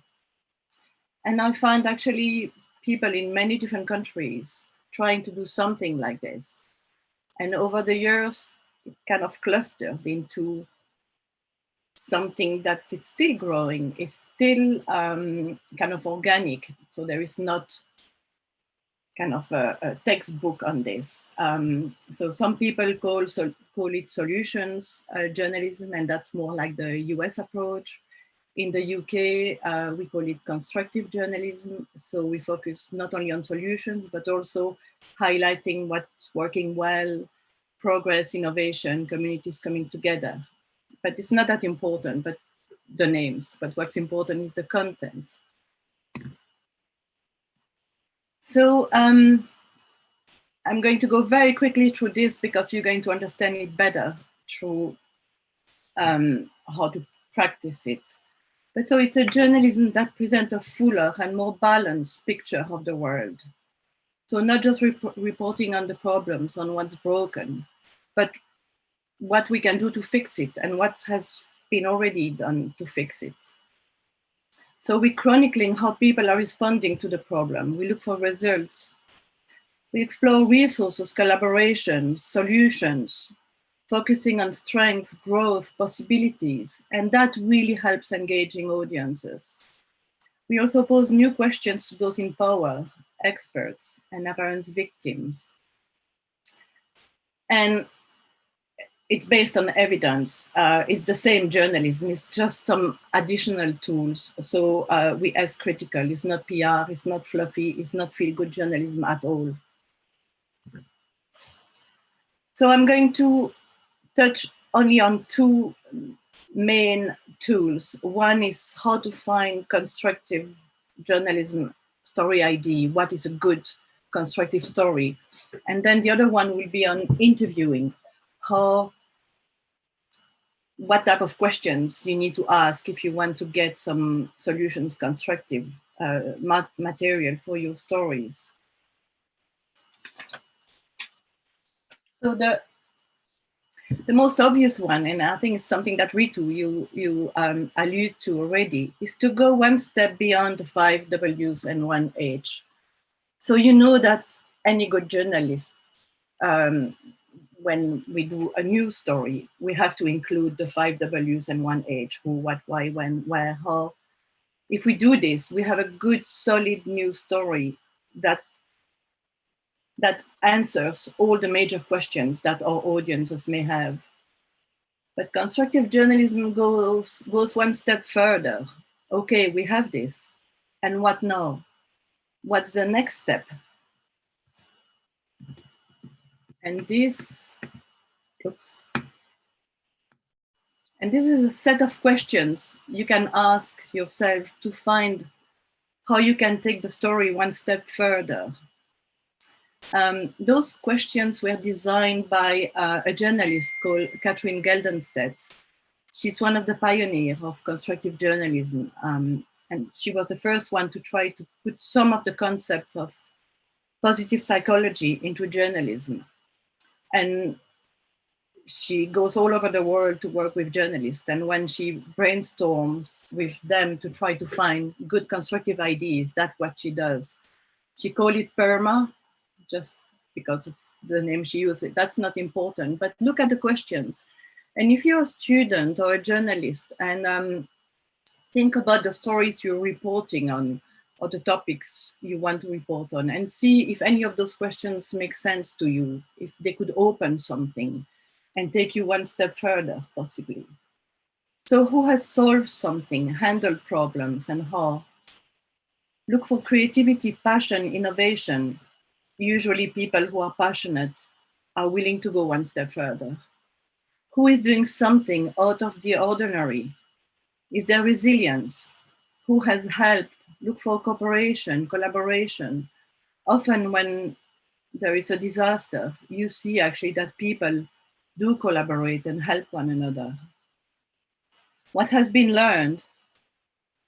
New possibilities explored, and how you came to that point. Have conflict being solved in other places, something you can learn from or duplicate. And this is an example. It's one of my first constructive journalism story. I did this one for the Telegraph magazine, and it's about AIDS and HIV in Haiti. And that was actually many, many years ago, before the earthquake. And as you know, Haiti is a very poor country. There is very little infrastructure, very few doctors. There is a lot of corruption, a lot of gang violence. Many people live in crowded slums. And HIV is not, at least at the time, was not seen as a disease, but as a curse. As a curse that could only be treated by seeing a voodoo priest. But also because it was seen as a curse, the stigma was enormous, and people who were HIV positive wouldn't try to take medicine and go to the hospital. They would hide their status, because if people know their family would leave them, they lost their jobs, their housing. So it was quite terrible. And then there were thousands and thousands of AIDS orphans. So I had all the ingredients to do a hard-hitting story. But then I asked myself some of those questions, some of those sperma questions. Has anyone done something out of the ordinary? Who is passionate? Who is trying something new? And asking those questions, I found that there was actually a group of grandmothers. They HIV positive, they uneducated, they poor. They live in Cité Soleil, which is the largest slum in Port-au-Prince, the capital. And when many NGOs decided to leave the country because it became too dangerous, they said, okay, we're going to look after the people who are HIV positive in our communities. And they look at after 250 families, and they told them, look, it's not a curse. I am HIV positive. If you take a combination of medicine regularly, this is how you can manage to still have a good life. They explained, they educated people, they told them how to stay healthy. And it really worked. And my story covered exactly the same things I would have covered otherwise, but I used those inspiring grandmothers as my guide. And it really helped people to engage and to want to read the story. That story had a huge impact, maybe larger than I would have had if I hadn't used them.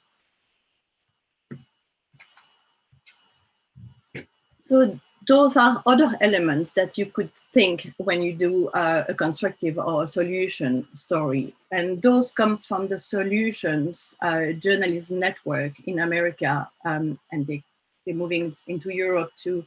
It's a fantastic organization, and maybe after the presentation, I could send you some links, but it's really worth looking at what they're doing.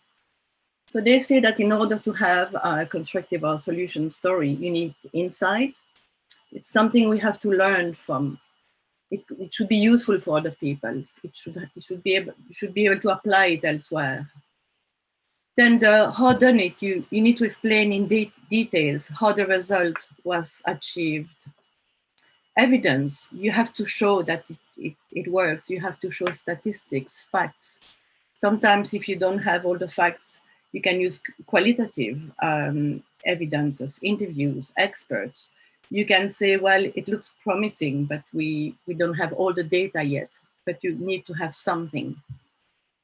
And this is interesting. It doesn't have to be a success. Sometimes you learn by failure.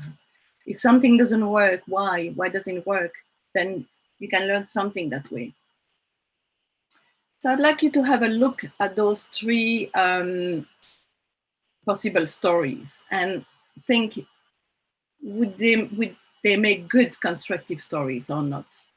And usually I would leave you a bit of time and we'll do it together. We'll see what people say, but because we don't have a lot of time, I'm going to do it, and hopefully you can think for yourself how you feel about this. But look at this story. An immigrant wins a national song contest and becomes a celebrity. So that's kind of a nice story that I could see a newspaper publishing it, but it's not a constructive story, because that immigrant either was very lucky or had an amazing voice, but it doesn't help other immigrants. It doesn't shed light on immigration or integration. You cannot move the story. It's just a one-off. So a nonprofit sets up a football team for recent immigrants to play with locals as a way to improve integration. Here you could say, well, it's only one football team in one city, so maybe not. But if you think about it, first, sport is a very good way to integrate new immigrants. You don't discuss politics, you play football. It's a really unifier. But then it goes beyond the football team. So you'll interview people from the football team, you will interview some immigrants, but then you'll see that it has impact on their friends, their families. It really can expand from this. And then maybe a friend from the football team is going to start another team in another part of the city. It's something you can learn from, you can reproduce. And the last one, your city has a low number of people participating in language classes for immigrants. A story shows that another city has a much higher participation rate. Well, that'll be a very interesting story. So you'll compare the two cities, you look how they do it exactly, what's different. Maybe the other city provides childcare for the immigrants. Maybe the classes are offered at a different time. So you could have a very interesting article for your local paper, for your city, showing how they could do it better, improve on this.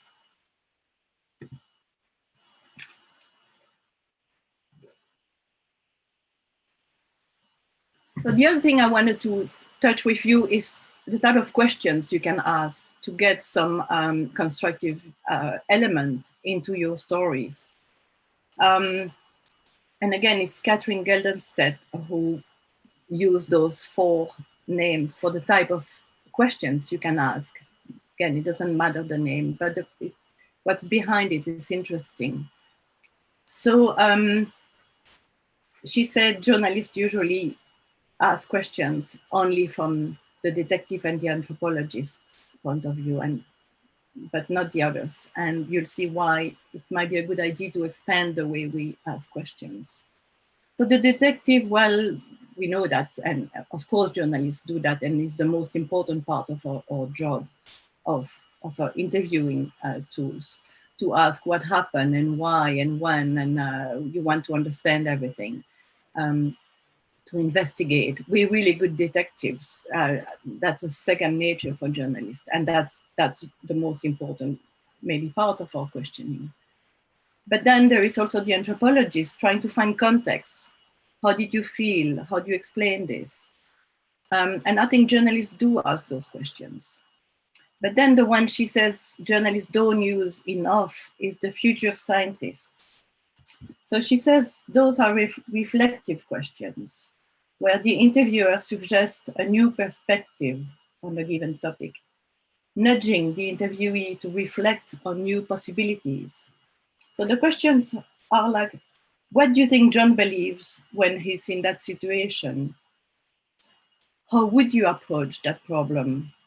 Which action should be taken by the Prime Minister to achieve this? So you kind of open something. And if you ask those questions to some people who usually don't like to speak with journalists, they might answer because they are not aggressive questions, but they're questions that open the dialogue. And then the future scientist, it's more putting people into, to put them to say, what needs to be done? Will you do it? When will you do it? And I think journalists do this, but it's the future scientist type of questions. I think that we need to include in our journalism more. And I'm going to give you an example from the Dutch online global crowd-funded platform, The Correspondent. They did a story on a repatriation office. So the repatriation office is the repatriation center is where people who have applied for asylum and were denied have to wait until they're deported. So that's kind of a really hard, sad place. And usually officials working there don't like to talk to journalists because journalists would ask, how can you live with yourself doing that horrible job? But the journalist there spent actually a long time there. And he asked officials, various officials, if you were the minister in charge of immigration, how will you organize this center? How will you handle it? And then if you were in charge of the center, how would you work those cases, deal with all those cases? And apparently the officials came with interesting, humane ideas, and the journalist compiling her report or his report included 5 recommendations from those officials. And apparently it helped informing the repatriation way in the Netherlands. So it had an impact. Okay, this is some other good questions that you could ask to do constructive journalism. How much does it cost? How long does it take? That's always important for any type of reporting. But if someone wanted to copy this, what would they need to know? That's a good question. This one I really like, and I think you all have to ask it for any type of journalism you do. What is the question nobody is asking? And I think it's a great question, because as journalists, we have an agenda, we know what we want, but when we interview people like a refugee or a homeless person, they know things, they live it. And often we don't ask the questions they think we need to ask. So that's a really good question to ask. And then if you had a magic wand, what is the one thing you would change? Again, that's a question that could unblock open things. So I'm aware of time. So this is the very last thing I want to show you, and then I'm done. This is the type of, as I said in the beginning, it's a type of journalism that try to depolarize issues and conflicts, to point to similarities, to build bridges, instead of just to try to have dynamic conflict, because that makes good copy, and we train to do that, to say, well, you know, Trump said that, how do you answer this? And this was something that the New York Times did. So it's a while ago, as you say. It's when it was a campaign, Hillary Clinton against Trump. And if you remember, it was a very, very polarized campaign. The Trump supporters thought the Clinton supporters were in their bubbles, intellectuals who had no idea how the people lived. The Clinton supporters thought the Trump one were just had no clue, they were manipulated, they were idiots really. And people were quite aggressive, and it was really, people were very angry. And the New York Times paired people from all over the country, one person supporting Trump, one person supporting Clinton. And I think it was such an interesting experiment, and they gave them a list of questions. And from those questions, those are the ones that I think you could use when you interview any left or right, or people who are in opposite places. Religious, it could be ethnic, it could be everything. But those questions actually try possibly to show that maybe there is something in common. So what is a position that my candidate held you agree with? What is a trait you find positive about my candidate? What is something you don't like about the candidate you voted for? Is there anything you are hopeful about in a Trump presidency? Is there a goal Clinton talk about that you could get behind? What do you think we agree on? So in conclusion, constructive journalism tries to spark constructive dialogue and collaboration. It's forward-looking. It shows that change is possible. And again, that's important when we look at, you know, climate change issues like this. People need to know that there is a way forward, that there is hope. It holds the power into account by showing solutions elsewhere. You know, it's easy for politicians to say, well, we tried, but it doesn't work, we don't have the money. But if you could show, well, you know, those people in another city managed to do it, how come you're not doing it? So it is holding power to account. It creates civil dialogues, depolarization. It engages and empowers audiences. And also, you know, it's just some additional tools you can use, but it's the same journalism. It's not something different. So you have the same values and ethics as you always have. Okay, that's it. And it's just good journalism. That's what students, when I run a summer academy for journalists in Greece, that's what they said after 3 days. They say it's just good journalism, and I agree. I think it should be incorporated in any type of journalism. That's it. Thank you. Thank you, Veronique. And our participants have many questions for you. Nino PK shall moderate. Yeah. Hi, Veronique. Hello. I'm Ritu, and I'll be moderating the question and answer session. So we have a lot of questions from participants, but due to this time constraint, we are just limited to, we have selected a couple of questions. So can we begin? Yeah. Okay. So here's the first question. How do you balance the emotional and informational sides of a story? Once more, how do you balance the emotional and informational sides of a story? Well, that's a good question, and I think it's something that journalists have to think about. I think you need both. You need hard facts, solid facts, but you need to make your story relatable, as Ritu said. You need people to feel that it's speaking to them, and that's why you need then to put emotions. I think you need both. One without the other one wouldn't work. Okay.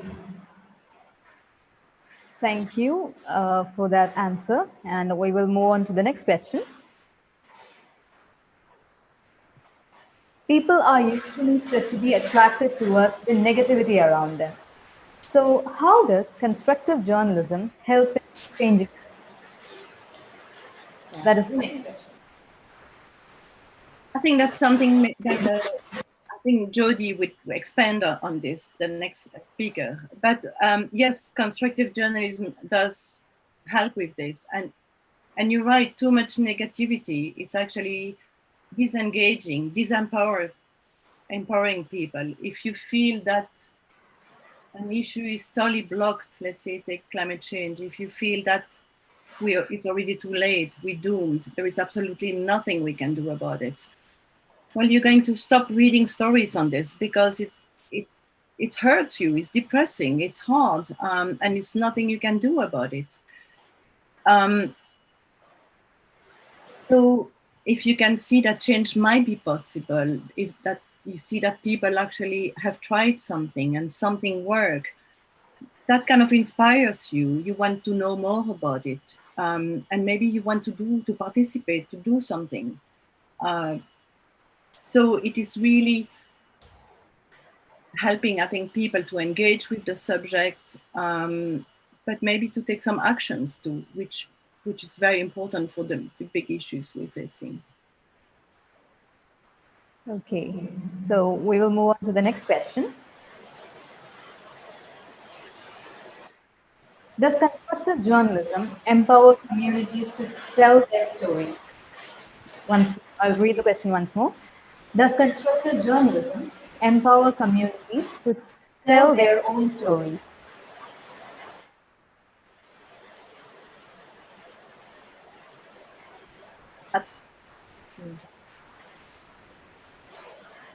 I think it goes together, but that's not necessarily a unique point of constructive journalism.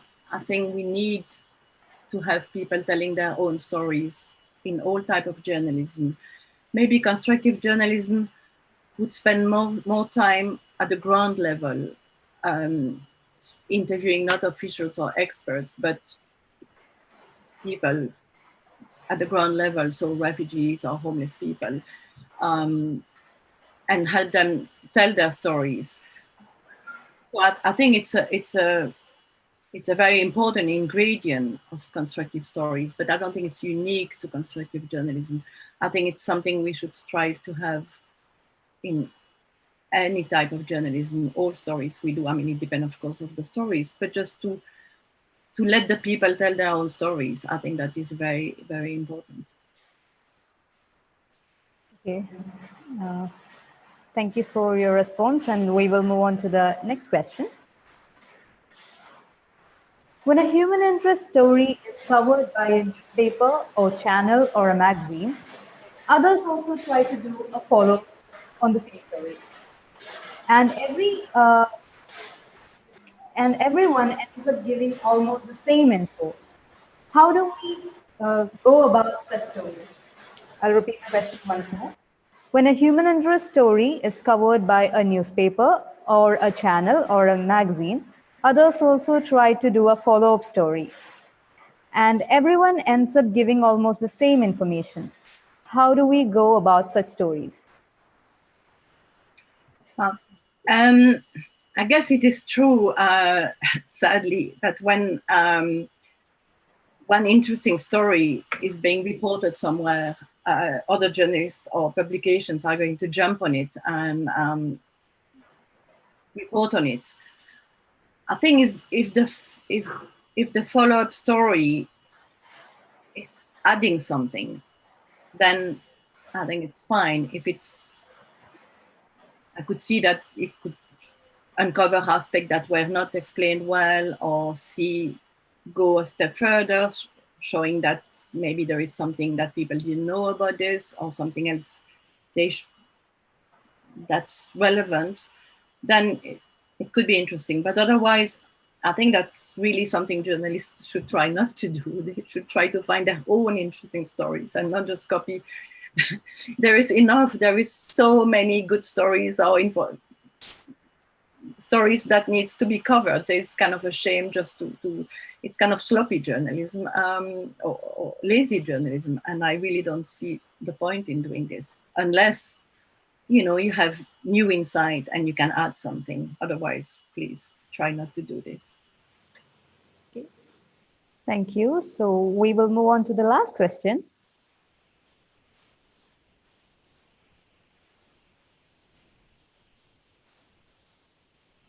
Do you think negativity in journalism is due to negativity in the system of a country? I'll repeat the question. Do you think negativity in journalism is due to the negativity in the system of a country? Interesting question. Guess if you live in a very negative environment, you're going to have more stories covering this. But I think it goes a bit deeper than this. I think journalism has always been focusing on, what's not working, because we felt that was our job, really, to take power to account, to show what's wrong. You have heard, I'm sure, if it bleeds, it leads. It means that, if it's a story on crime or tragedy, then it's big news. And I think that has to do with the way we human beings are made up. We are hardwired to pay attention to alarming stories.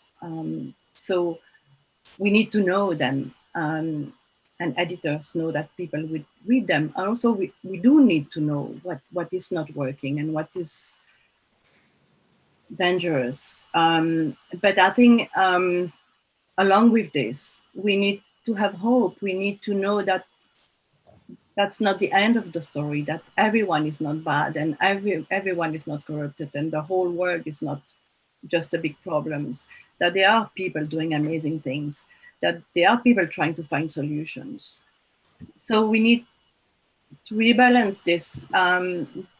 But obviously, I think if you live in a very difficult environment, you'll have to report maybe more on the negative stories too, but don't stop there. Try to see if people are doing something, if there is something we can learn, if there is still some hope, because I think we need hope.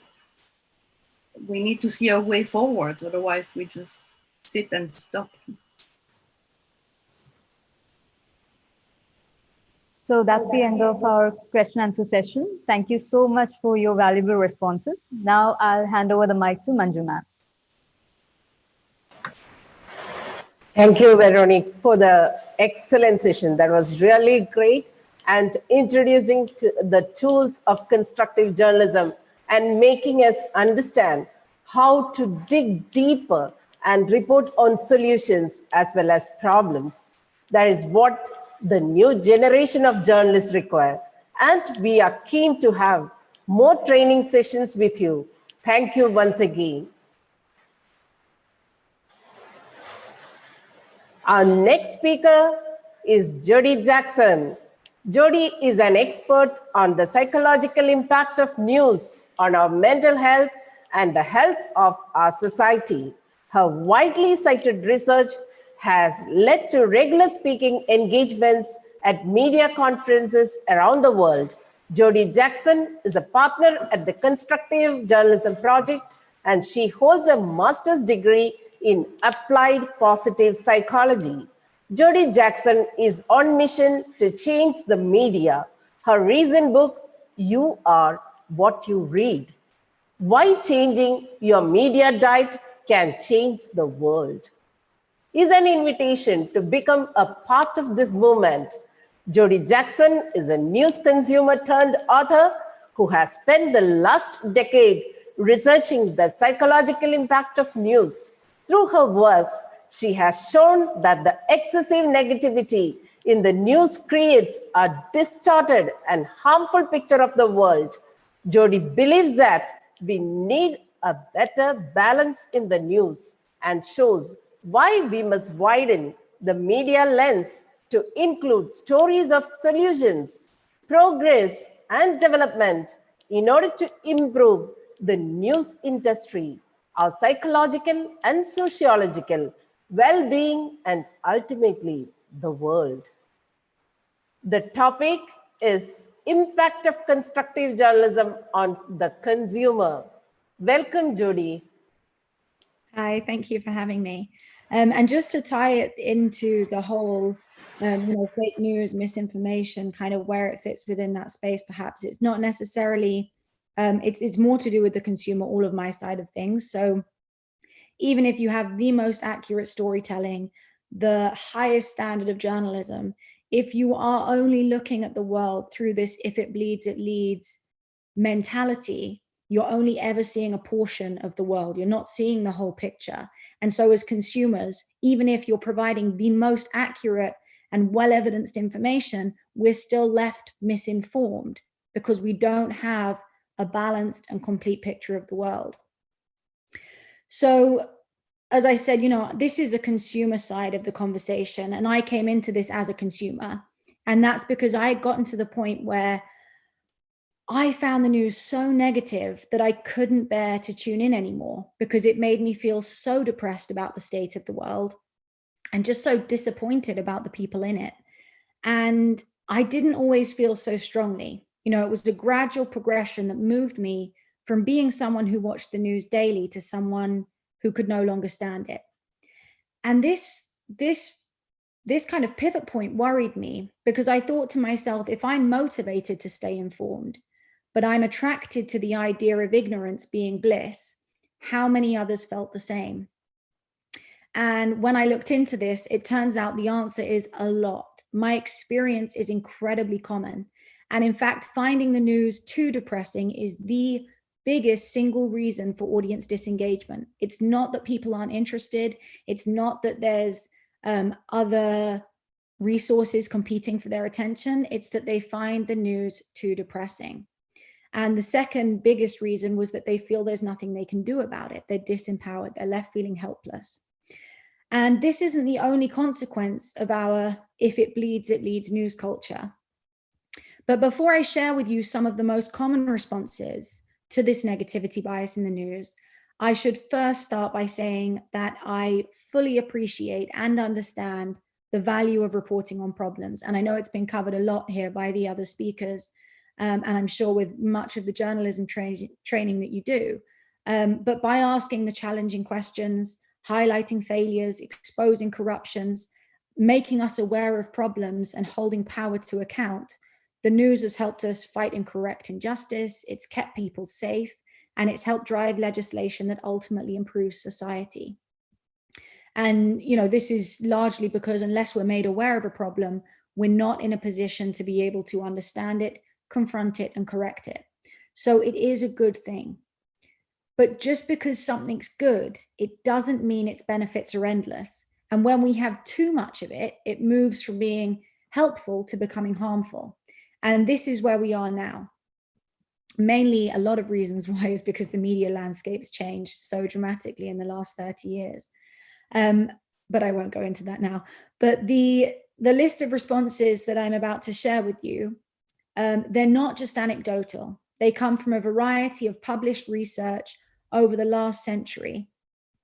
And also, just before I share these with you, it's important to know that these aren't the effects of watching just one news story about one problem. It's the effects of the continuous and excessive reporting on problems over a long period of time without a balanced understanding of what's being done about them. So just to go through these, well, the first and foremost is the overwhelming prioritization of problems means that the news, and I touched on this before, but the news is not a reflection of everything that goes on. It's a reflection of everything that goes wrong. So it magnifies stories of problems, wars, corruptions, famines, natural disasters. And then this becomes all that we see as consumers, because at the same time, it minimizes and often ignores stories of solutions, progress, peace building, and development. And so we're left unaware of their existence. And the more we see something, the more common we believe it to be. So in psychology, this is known as the availability theory, how available something is. And similarly, the less we see something, the less common we believe it to be. So this overrepresentation of problems that we see through the news narrative and the underrepresentation of solutions, it creates a very distorted picture of the world, which fundamentally leads us to have an inaccurate understanding of it. And as a result, we often think that the world is in much worse condition than it actually is. And it's not only adults that are affected by this, because children, whether we sort of try and shield them from it or not, children are also affected by this, and they develop this negative filter that they then use to understand the world and make sense of its events.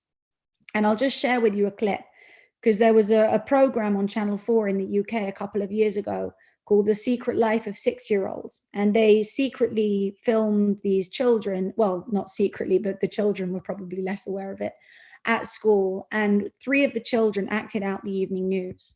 So if I can just share my screen with you. And then. Hello! This is we're back with Sky News. Stop it! I'm trying to eat over here.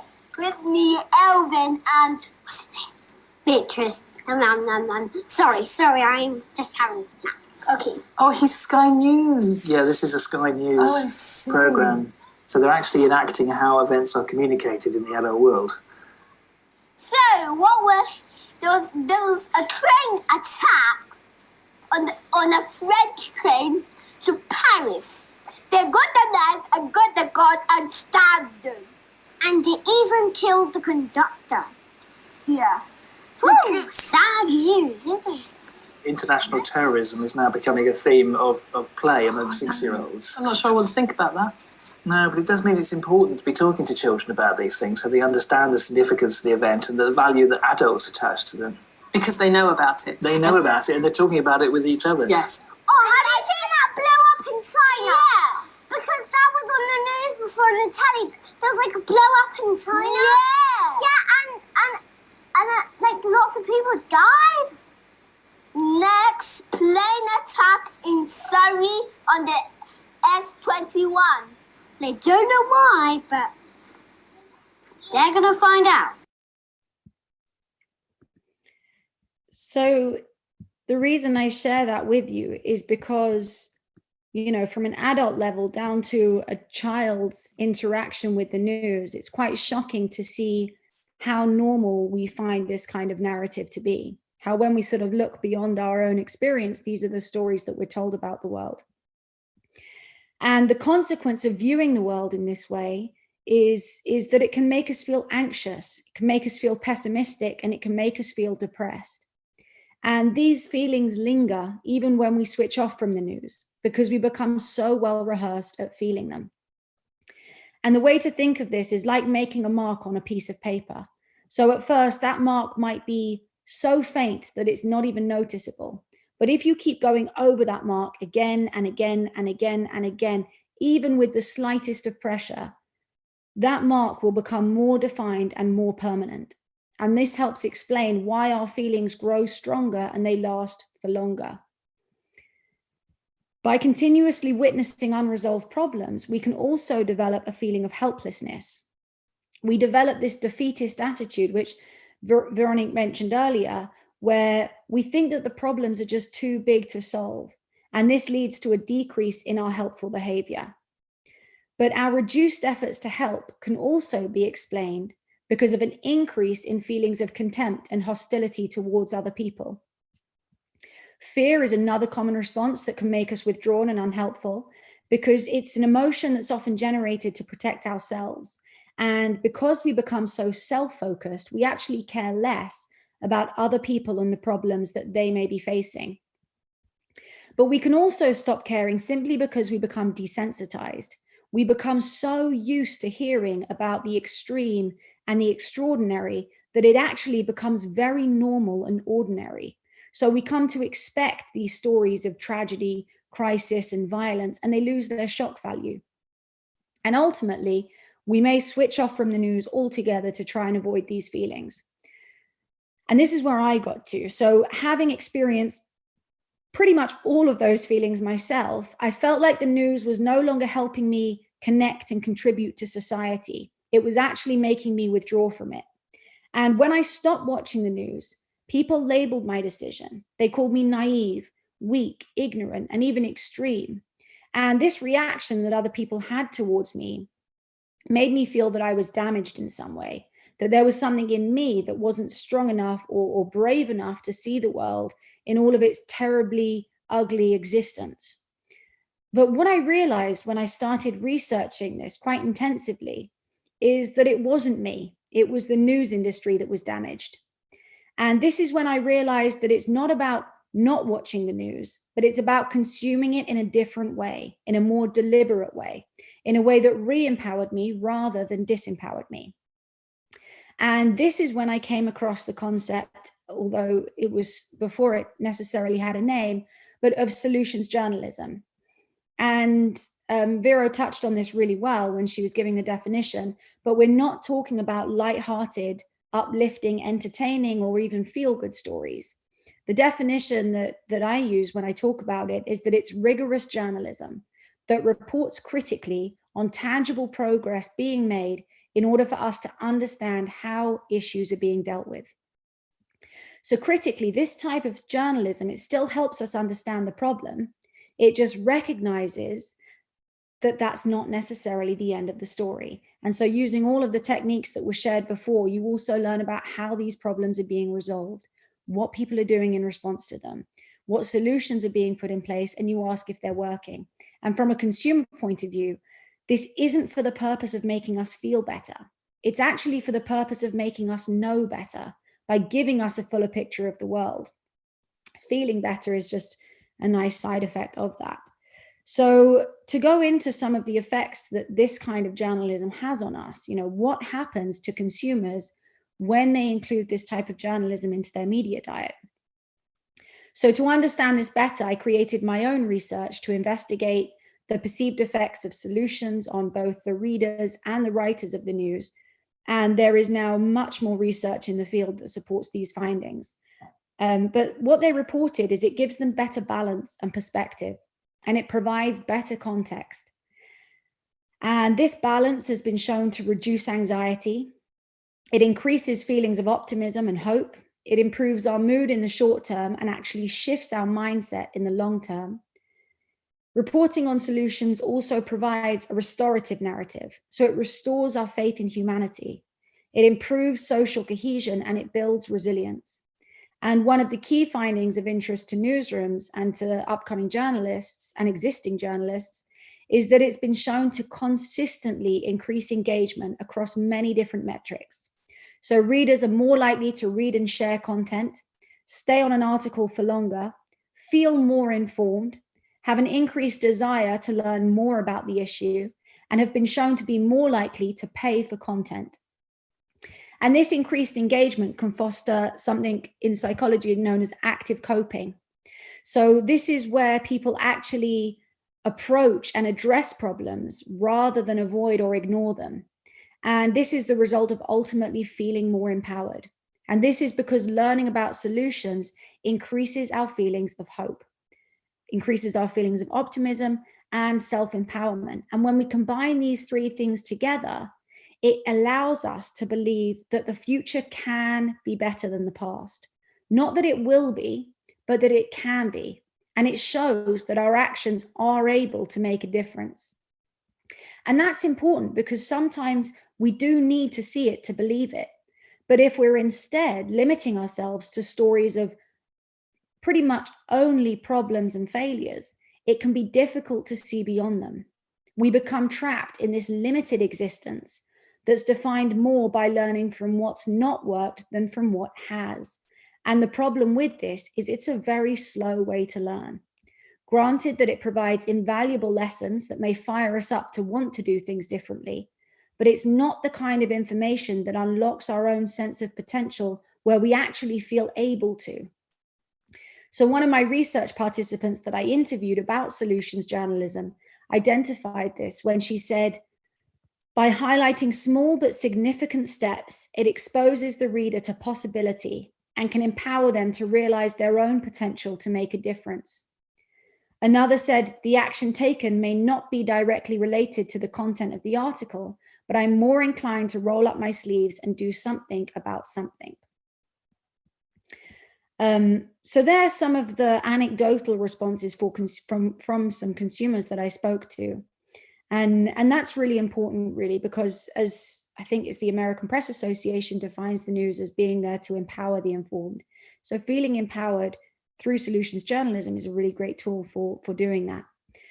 But despite the evidence benefits of this kind of reporting, there is still a huge resistance from people both inside and outside of the news to acknowledge success and progress in society. You know, with all of the problems facing the world, being optimistic can be seen at best to be insensitive and at worst to be naive, but it's neither. It's a powerful mental state that helps us constructively engage with a negative reality, and it gives us the courage to persist in the face of problems in order to actually be able to contribute to making the world a better place. And another reason for resistance is that many people in the news industry consider the idea of reporting on solutions to be a substandard form of journalism that will undermine the ongoing suffering that exists and give people a false sense of security. But again, this is totally misguided, because learning about solutions does not mean that we become ignorant to problems. It's far from it. You know, solutions don't exist in some altruistic isolation to everything else that's going on in the world. They're very much connected to the problem. We can't learn about the significance of a solution without first understanding the reach of the problem. So one doesn't negate the other. And in fact, we gain a deeper appreciation and understanding by recognizing both how a situation's improved and that a problem still exists, as well as even acknowledging that there's potentially still a long way to go.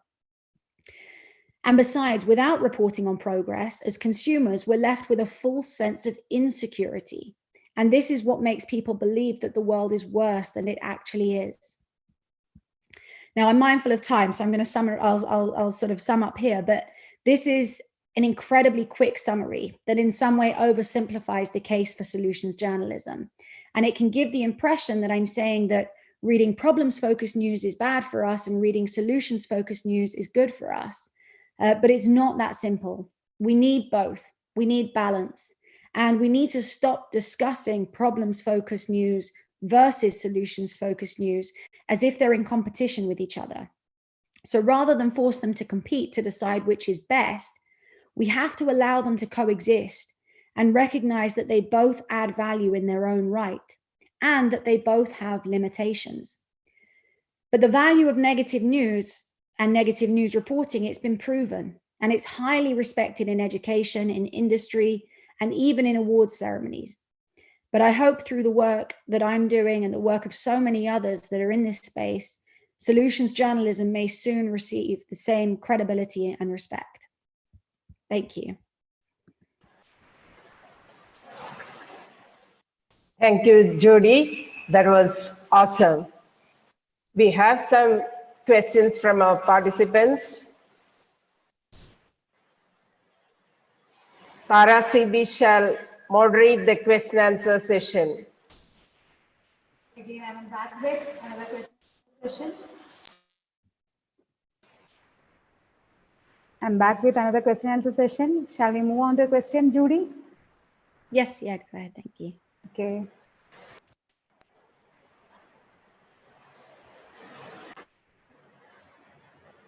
Does constructive journalism helps in revising the changes brought by negative news? It was a question from Ritu Samuel Reggie. I repeat, does constructive journalism help in revising the changes brought by negative news?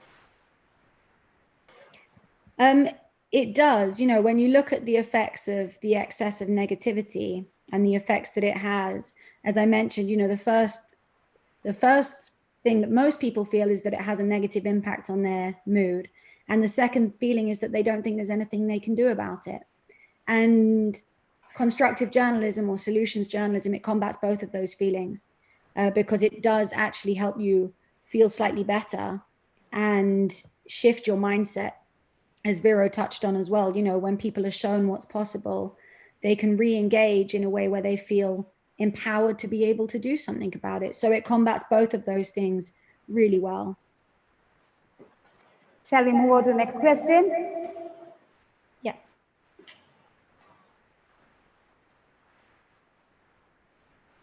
We see a lot of negative news. Is there any way that we can deliver negative news in a way that still instills hope in people that's going to be fine? It's a question from Ram Gopal Harikrishnan. Should I repeat? No, that's okay. I can see it on the screen. And it's a good question. And it's often something that's confused when you talk about solutions journalism, because we're not trying to manufacture a sense of hope. When you're faced with something truly devastating, you're not saying it's going to be fine, because you don't know. You know, it's not speculation and it's not guesswork. You're reporting on tangible progress being made in order for people to understand how issues are being dealt with. So you might be in this negative space where this problem is, but you can certainly look for where it's being done or where it's being solved, or even in small spaces, what's being done about it that's offering that hope. So it's not saying that despite everything that's going on, it's going to be fine. It's saying, let's look for what is working. Let's look for where it is being combated, because that naturally, if it is in existence, it naturally provides that hope. But you're not creating it to make people feel better. You're creating it because it's what's actually happening. And one of the side effects is that it can give us hope. But you've got to be careful not to do it the other way around, because otherwise it's kind of putting a silver lining on a situation. And that's not really its purpose. You know, you should actually fully investigate the problem, but you might recognize that's not where the story ends. And what can we, you know, the what next is where we look beyond it to see how it's being solved and how can we see a way out for this. Okay, thank you. Next question. Next question is about curriculum designing. Please suggest how the Media Institute could design their syllabus to teach the students about constructive journalism. I repeat, please suggest how the Media Institutes could design their syllabus to teach students about constructive journalism. Included in education, you know, when you go to journalism, and I've spoken at journalism schools as a guest lecturer, you know, I get an hour of their time in their 3-year course, and you think, well, actually, there's only so much I can offer in that time that they're going to be able to do something with. And so really, in the same way that you have And I think, it is happening in some places. And Vero mentioned Solutions Journalism Network as well. They've got a enormously robust and reliable framework for how to deliver this. And I know Vero does as well herself to journalism students. But it has to get into the education system, because by the time you're going and doing training in media organizations, it's not been a part of their training. And so it's something new, and it needs to not be new. It's just good journalism, and it should be integrated in journalism education for sure. Okay, next is a different aspect about constructive journalism. Do you think sometimes even constructive journalism need to take a stand, even though it may seem biased from outside? Abhiraj asks this question. Do you think sometimes even constructive journalism needs to take a stand, even though it may seem biased from outside? I'm just trying to deconstruct that question a little bit, because journalism, when you're talking about solutions journalism, it's not necessarily activism. You're not trying to create support for something that you're reporting on necessarily. You're reporting on it as you would any other story. And I'm assuming by that question, you're saying that other forms of journalism does take a stand. It looks at an issue or maybe expresses opinion. I wouldn't like to answer the question incorrectly, and I'm not entirely sure the meaning behind it. But I think, the principles applied to reporting on solutions should be exactly the same rigor and investigative lens and objectivity that any good form of journalism has. It's just that you're looking at it from a slightly different angle, and you're coming at it from a slightly different perspective. And it's powerful, as again, sorry to keep referencing back and stealing Vero's work on this, but it holds power to account. You can make a stand. It is powerful. Because if you are seeing someone doing something in response to a problem that's become kind of accepted as just permanent and unsolvable in your particular area, well, when you see people making progress, it's a really powerful disruptive narrative to say, well, it can actually be temporary because we've seen that it's partially solvable or even completely solvable. So it's a really powerful way to actually force a problem onto the public's agenda in a way that actually re-engages people and energizes people to care about it again, rather than this kind of desensitized acceptance that we have, or this apathy, whatever you want to call it, to kind of just existing amongst problems. So now I move to the last question.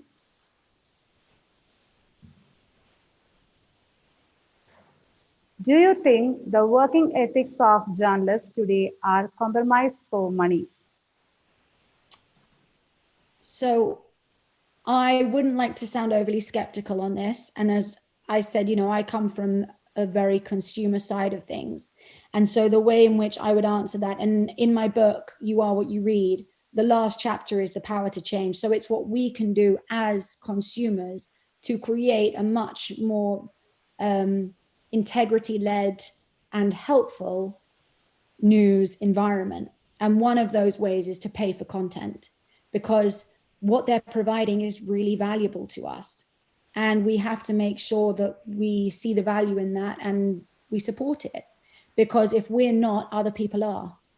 Advertisers, whoever they're getting their funding from, they may have an agenda, and it may compromise the integrity of the storytelling. And even if it's sponsored content, sometimes, especially with native advertising in our current media environment, it can be very difficult as a consumer to distinguish between what's a paid story and what's a genuine news story. So one of my recommendations that I speak about when I talk about supporting good quality journalism is, valuing it enough to pay for it. And for all of these reasons that I've mentioned before about how the news makes you feel, it's not necessarily a good thing that it's free. If someone said to you, you can have all the food in the world, you'll never be hungry again, you don't have to pay a penny for food ever again, but it's going to make you sick. It's not actually going to make you that well, and you're not going to be healthier as a result.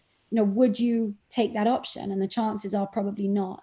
And so we want to consume information to our mind is exactly the same as food is to our body. It's important that we understand the effect that it has on us. It's important that we're deliberate with what we put in. And it's important that we value and can help support an industry that will give us that value and the stuff that's good for us. Thank you for your valuable responses. You shared a lot of information. Now I move my position, and now Manju will talk to you. Thank you, Jodie. Thank you. Thank you, Jodie. That was a great session from a great person with a lot of positive energy that evokes optimism in the hearts of upcoming generation of journalists. And this energy will give the world credible, positive, solutions-based journalism and journalists. Wishing you great success and thank you for being with us. We look forward to having you for more sessions. And now we are concluding. The democracy depends on citizens having reliable, accurate facts put in a meaningful context. In a world of information explosion, accuracy is the foundation of journalism. The loyalty of the journalist must be to the society, and we should portray facts with solutions. Media educators need to train the future journalists to expand their knowledge and make them practice long form of journalism. It is also essential for the journalists to adopt, adapt, and excel in the digital world. We also need to be aware how algorithm-driven content can undermine the quality of journalism. Media researchers should focus more on understanding the changing preferences of media consumers, their attitude, behavior, and also decision-making process in the democratic system. We hope the sessions have benefited participants, even though we exceeded some time, to understand the challenges with fake news, misinformation, and sensationalism. This is a long journey. We need your support to make journalism great. On behalf of the speakers and Team Nagar, we express our sincere gratitude for joining us.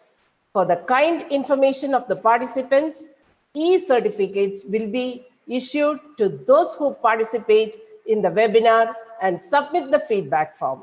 We have sent you the link for feedback form.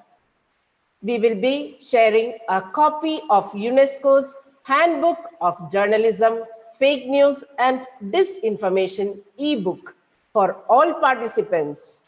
Good evening and stay safe. Team Nagar, Maranellur, Trivandrum.